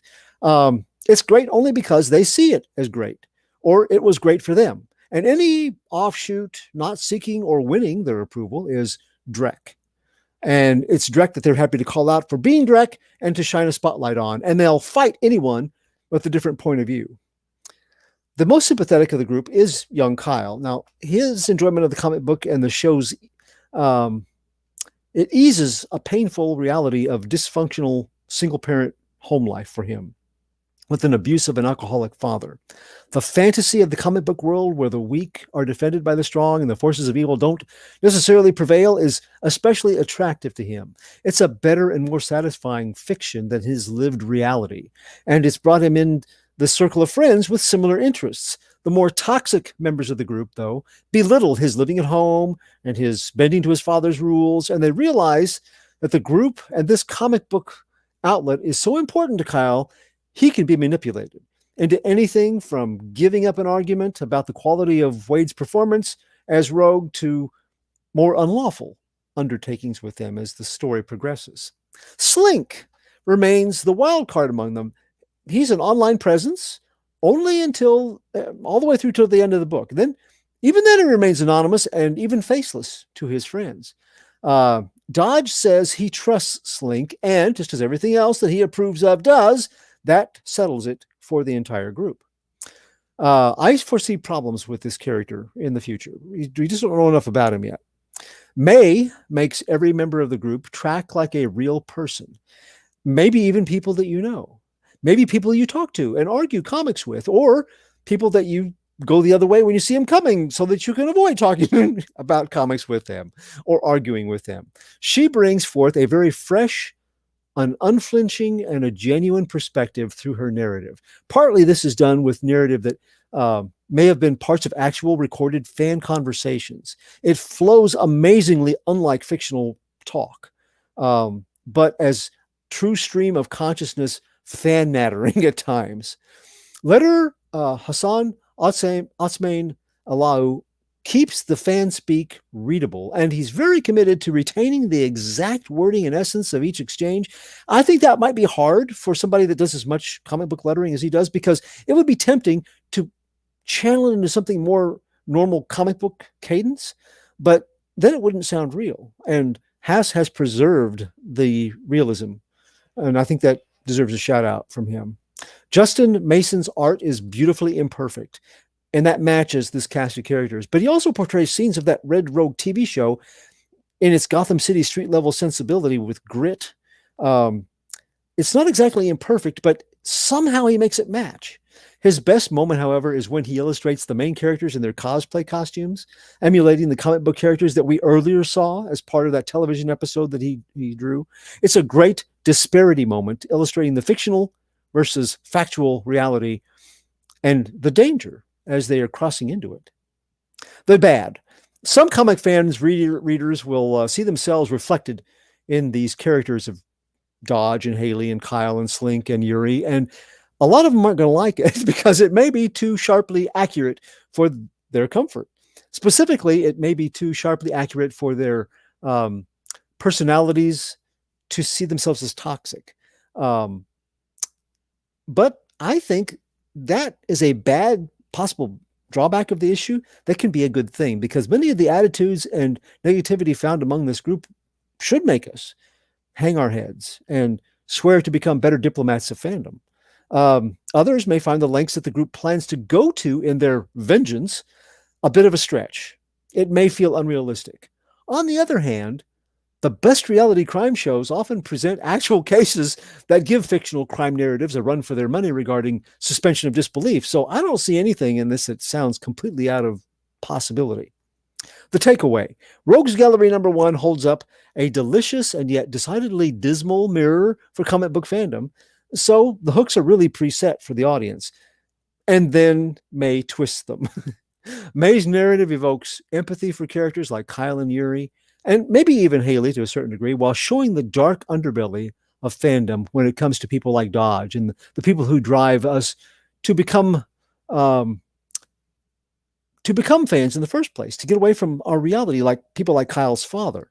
The story is too authentic to be really considered preachy, but it compels us to be better regarding the books and movies and fictions we love, and especially better to the others who love it in their own ways. So my score for Rogue Gallery #1 is going to be 8 out of 10. Cool. Interesting. Yeah, I was. Yeah, I agree, I didn't Brian. know. Yeah, I know. Yeah. Yeah, you saying a mouthful there, Brian. Yeah. Yeah, I get. Yeah. Oh, did you miss what I said? Oh, sorry. I was trying to be nice and not interrupt because I had some other things going here. At least you didn't fall asleep, so we're good. No, I didn't. See, I'm so excited to be back. It's the adrenaline, plus the 12 cups of coffee I had before the show. But anyway, Frog G, thank you for being here, brother. Appreciate you, and let's get on that Indiegogo for the man here. He does so much for the community. Let's make it work for him. But anyway, no, Clyde, I was thanking you for that review. That was very interesting, quite interesting indeed. So, now while we were, one of the things I was doing was I was looking on Reddit, the source of all information, and I found those lyrics about Jolene. I will not sing them. You're welcome. But things like your teeth are sharp, your mouth agape, your claws rend flesh, there's no escape from the judgment of the Eldritch One, Jolene. He screams about you in his sleep, and when he wakes does naught but weep in terror of the one they call Jolene. Blackening the summer skies with burning wings and countless eyes, we tremble at the sight of you, Jolene. We cower here beneath your gaze that sets the earth and sky ablaze. Have mercy at the end of days, Jolene. And it goes downhill from there. But anyway, that's what we were talking about earlier. So, Jolene. Jolene.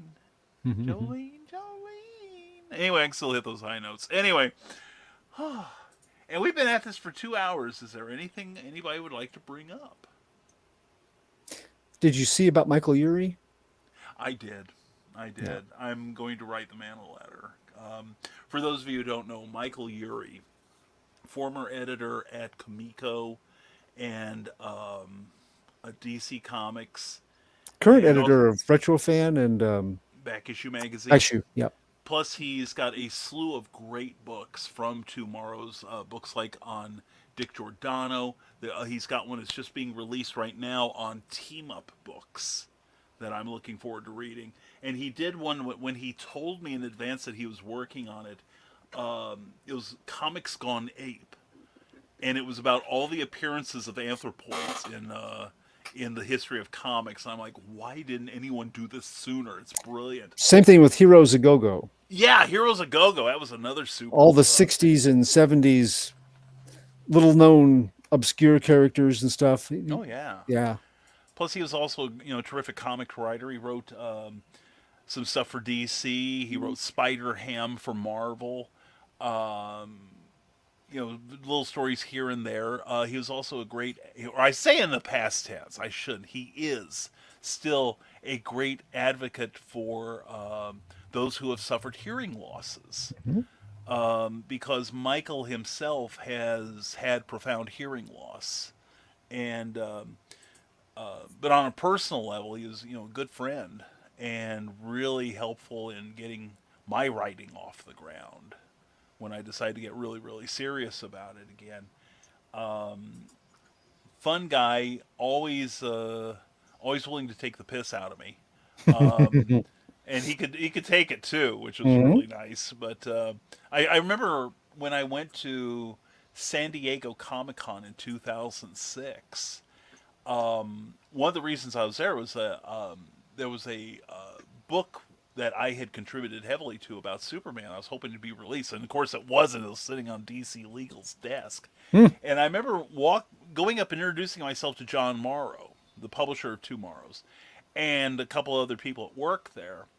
And then I came back a little bit later. Cookie and I came back, and there was this slender guy standing in front of the Tomorrow's booth with his arms and legs outstretched, going, "You shall not pass." That was Urie.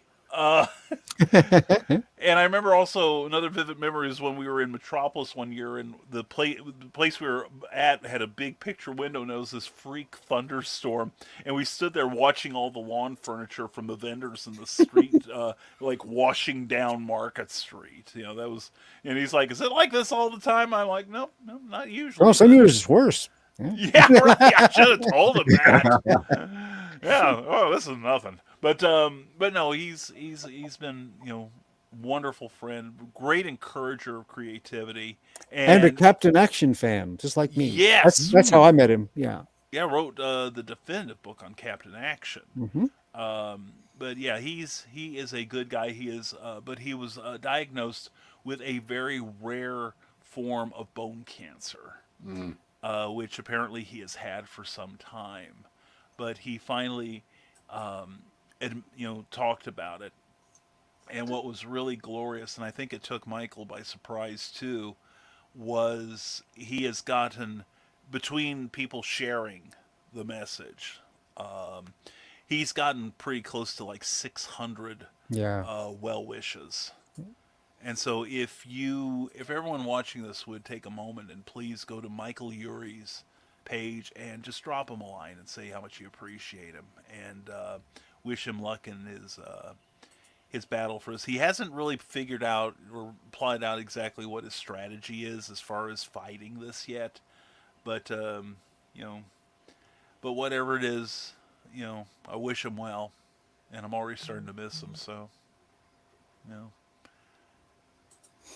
but we're getting at that age, unfortunately, when our heroes are. What did they say in Indiana Jones and the Crystal Skulls? Was we're at that age where life starts taking things away, right? Stops giving things to us and starts taking things away. Oh yeah. So, but he's still going to continue editing the magazines and working on his stuff until he can't. So wish him and his wonderful wife Rose their best. So, what are we drawing tonight, Eric? Eric, what you doing? Saving the World #8, across the Indieverse. Okay. All right. And yeah, it's about Kira. I think her name's Kira. She gets superpowers, but in this issue, she's going across different indie comic book universes to meet up with the Rags characters. And we're I think it's the last night of his campaign, so we're going to draw his character tonight. So. Oh, cool. Meeting the Oz characters? Huh? They do fly through Oz in one of the scenes in the comic. So cool. Very cool. So I might draw, his character and Dorothy maybe taking a selfie together or something like that. There you go. I like it. No, I could see, given the time period, I could see one of those old time box cameras on the big tripod, and maybe like the Tin Woodsman would be under the hood. That hood they all wore. Yeah. And, I could see, that sort of selfie. I think that's a little complicated. That's why I'm asking. For a 2-hour drawing, nope, that ain't happening. That's why I'm telling you. From a more modern world, and she has a cell phone. What next? You're going to have the flash bulb in his other hand. He's holding it with 4 fingers, not all 5, and it's very important. I probably couldn't do that because if I use the flash bulb, it's got to be a Graflex handle, and Disney will sue me because that's what they used to make the original lightsabers out of. And this explains my working relationship with Eric, where I overplot and overdetail these descriptions, and Eric is like, "I'm just going to draw what I want. Shut up." So. Oh, but you know what? I do have good news. I have good news. Don't ask me a name because I can't remember the name. Okay. 7 pounds and something, but we had a new grandbaby born yesterday. Oh, yay! Yes, congratulations, sir. Yeah, so that's number 9. I love it. He was fruitful and multiplied. So the almighty power that be finally told him, "Get out there, do something." That's right. As Eric repopulates the state of Missouri, right? Missouri? I'm in Illinois. Illinois. Oh, that's right. You're in Illinois. I'm sorry. I work in Missouri. I was trying to get you to a better place. Yeah, it would be better. Tax-wise, yeah. Tax-wise, definitely gas, everything. Yeah. So I think we're done for the evening, kids. And Fee says bye, Papa. Bye, baby. That's why I waved. I love it. So let's go around the room and let's do it in the order we did earlier. Joe, then Eric, then Clyde, and then we'll wrap up the show. What say you? So, Joe, and we've got a new guest appearing with Clyde. Casper Anyway, says, yes, I want fed. End that's the right. show. That's a worry. Talk fast, Joe D. McFee. Hey, I am Joe D. McFee. I'm the president of CGC Studios, and pretty much you can keep up with me by those links right down there. If you haven't paid attention to what Frog G said earlier, there was a link to the YouTube channel, to one of the two YouTube channels, because now I might end up start talking about the second one, which is the gaming channel itself, which ironically enough have almost 3 times as many followers as the comic book one. So it is what it is for right now, but all the links are right there. Don't forget about this Saturday. We will be having part 4 of the preservation versus investment, and where I'm going to really talk positive about the investment side and some of the good things, the bad things, and the ugly things here. I'm going to be talking about a lot more resources, other people's channels that you might want to pay attention to who really focus in on the investment. So that is going to be a not to miss episode for this particular channel. So please, and for this topic too. So please show up Saturday. You won't regret it, because you're going to see some very good, cool books and good stories about how I came across them, the investment behind them, and how you could get into things like the investment side of comics. Excellent. Thank you so much, Joe. Mhm. And thank you again for being in the pilot seat the last couple weeks. You did a great job. It didn't feel like it. No, I you don't did care what you great. feel like. You did a good job. Deal with it.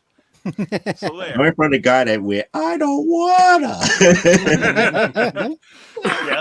Yes. So anyway, here we go with Eric S. Hawkins. Hey, if you want to follow me on any social media, even here on YouTube. I have a channel, but there's not much out there. But I do indie comics. We'll be launching another one after this one gets fulfilled 100%. Well, minus who didn't give me addresses. But yeah, 38 books left to go out. So get those done next week and this weekend, and then we'll start working on Zombie Full Adventures. Woohoo! Which I got my magnets in today for that. Ooh. That's nice. Because they were on sale. So yeah, follow me on social media. Come and watch us every week here on Thursday nights or on Joe's channel, depending on what kind of mood Brian's in. That's about it. Take it away, Clyde. Well, my name is Clyde Hall, and I was a comic book fan before admitting that was a good idea. How long, you ask? Well, I saw Batman first run in theaters. No, not the Michael Keaton one either. The Adam West one. Yeah, that long ago. So now I'm a comic reviewer and a comics fan, which means that I've lived a life bettered by comic books, along with Monster Kid movies and Saturday morning cartoons and classic toys and groundbreaking science fiction and guilty pleasure science fiction, cryptids, ghost stories, and old-time radio programs. My love of the comic book medium is why I do online comics reviews at places like doomrocket.com and comicsbookcase.com, and here on Comic Book Spectrum. Available right now are 2 of my latest contributions to Stormgate Press. And that would be Stormgate's Tim Bruckner's Major Marjorie. I have a story in this along with Lesia Kent and Brian K. Morris and Jim Beard, edited by Charles F. Milhouse. I've also got the Banshee Barnstormer that I wrote for Captain Hawkins' Lost Adventure series from Charles F. Milhouse. And listen, I would appreciate it if you would go on Amazon, pick up a copy. I believe that the e-copy is 99 cents. And if you do that, it will give me something to work with if you would do a review. So the Banshee Barnstormer, part of the Captain Hawkins Lost Adventure series from Stormgate Press, edited by Charles F. created and edited by Charles F. Milhouse. Go to Amazon, pick up a copy, and if you do, please leave a review. If you didn't like it, tell me why. If you liked it, tell me more about why. But let me have some feedback, because I don't get very much feedback on what I have done so far, and I would love to hear from you and get your take on how this new pulp adventure worked for you or didn't work for you. But you can find and follow me on Facebook at Clyde Hall, or at Radiating Positive Vibes with author Clyde Hall. I'm on Twitter at CJ Hall 1984. But on Thursday nights, you'll usually find me right here doing reviews and talking comics news with all of my friends on Comic Book Spectrum. All right. Thank you so much, Clyde. Appreciate you, man. All right. And I'm Brian K. Morris, and I was going to do next week's show until everybody started picking on me because they know how vulnerable I am. But no, I am the chief set of hands at Rising Tide. If you want to follow me and find out everything I'm doing, go to risingtide.pub. You can sign up for my free monthly newsletter. The latest issue went out 3 days ago. It goes out around 5:15 on the first of every month. We have special videos, all kinds of cool stuff that you won't see anywhere else. And also links to all my books, such as the classic Santa Stein, or Major Marjorie, or the Subterranean Blue Grotto essays that I'm in books 2 and 3, as well as Snow Shorts. My award-winning Snow Ambition is in here also. And Clyde mentioned the Captain Hawkland e-reads. I also have one in the series, the Skyhook Remnant, and there's a brand new one by Bobby Nash. So please pick up all 3 books. I promise you will be adequately entertained and then some. And also, we have a link here. Rian, we're glad you're here. And you say, Voodoo Gods, you're in? Well, it's a good thing you are, because we got our friend Frog G, who is launching his own book on September 17th. So please go over to that Indiegogo account and please click on it that you want to be notified. And this will help our good friend Frog in getting notice, and they will Indiegogo will push his book a little bit more because of your help. That's what the Rising Tide is all about. And we're, again, 100%. We're glad you're here, Rian. 100%. We love you, 3,000. We love you, 3,000, too. And we want to say thank you to everyone who showed up tonight and all your great comments. And we want to thank our sponsors, Rising Tide Publications. Check us out on Amazon and on Smashwords.com. We've got a new book coming out this summer called The Terrors. It's the Black Terror, but with a twist. And we're also brought to you by Plasma Fire Graphics. Plasma Fire Graphics, when the look of your book matters to you.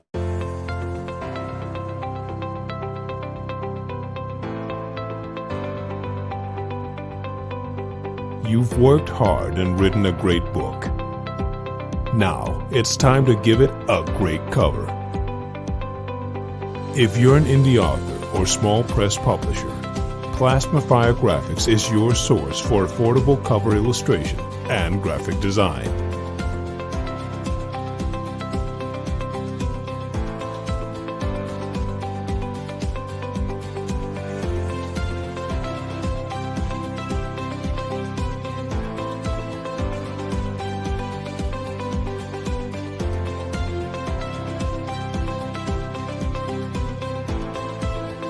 Plasma Fire Graphics, when the look of your book matters to you.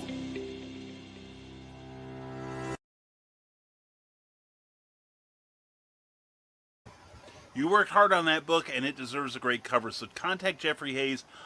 First, before you do that, though, go to the Facebook page for Plasma Fire Graphics. Check out the great work there. Then go to plasmafiregraphics.com and ask for his indie creator-friendly pricing. You're going to be amazed how inexpensive, how very affordable Jeffrey Hayes and Plasma Fire Graphics can be. Plasma Fire Graphics, when the look of your book matters to you, because it definitely matters to your readers. And as far as me, I will be on this Sunday on Randy Zimmerman's Sunday Funnies on the Ragin' 2 network, and then Monday night I will be probably be on author Michaela Jade's Tidbits and Scribbles at 8 p.m. Central, 9 p.m. Eastern Time. And also we will be back here on Comic Book Spectrum. We appreciate your being here. Please tell all your friends, like, share, and subscribe to this channel, and we'll see you next Thursday. And as always, folks, stay smart, stay safe, wash your hands, and never apologize for being awesome. Have a great one, and buy more comic books. Darn it, will ya? You'll be glad you did. Thank you for watching Comic Book Spectrum. a Rising Tide Broadcast Network production. Please join us next week for another look at comics, past, present, and future. If you enjoyed this, please give the show a like and be sure to subscribe and share it with your friends. To receive our free monthly newsletter, go to www.risingtide.pub and be sure to give the Rising Tide Broadcast Network page on Facebook a like in order to receive news about upcoming shows including Clever Title Pending, Stupid O'Clock, Clever as Hail, Comics Chaos and Sass, Tidbits and Scribbles, the Historical Fencing Guild, and never mind the Furthermore. See you next week. And a quick note, also check out our Patreon site where we are serializing the second Volcana book right now, along with a twice-weekly blog. Go to www.patreon.com/Brian K. Morris for more details. See you next week on Comic Book Spectrum.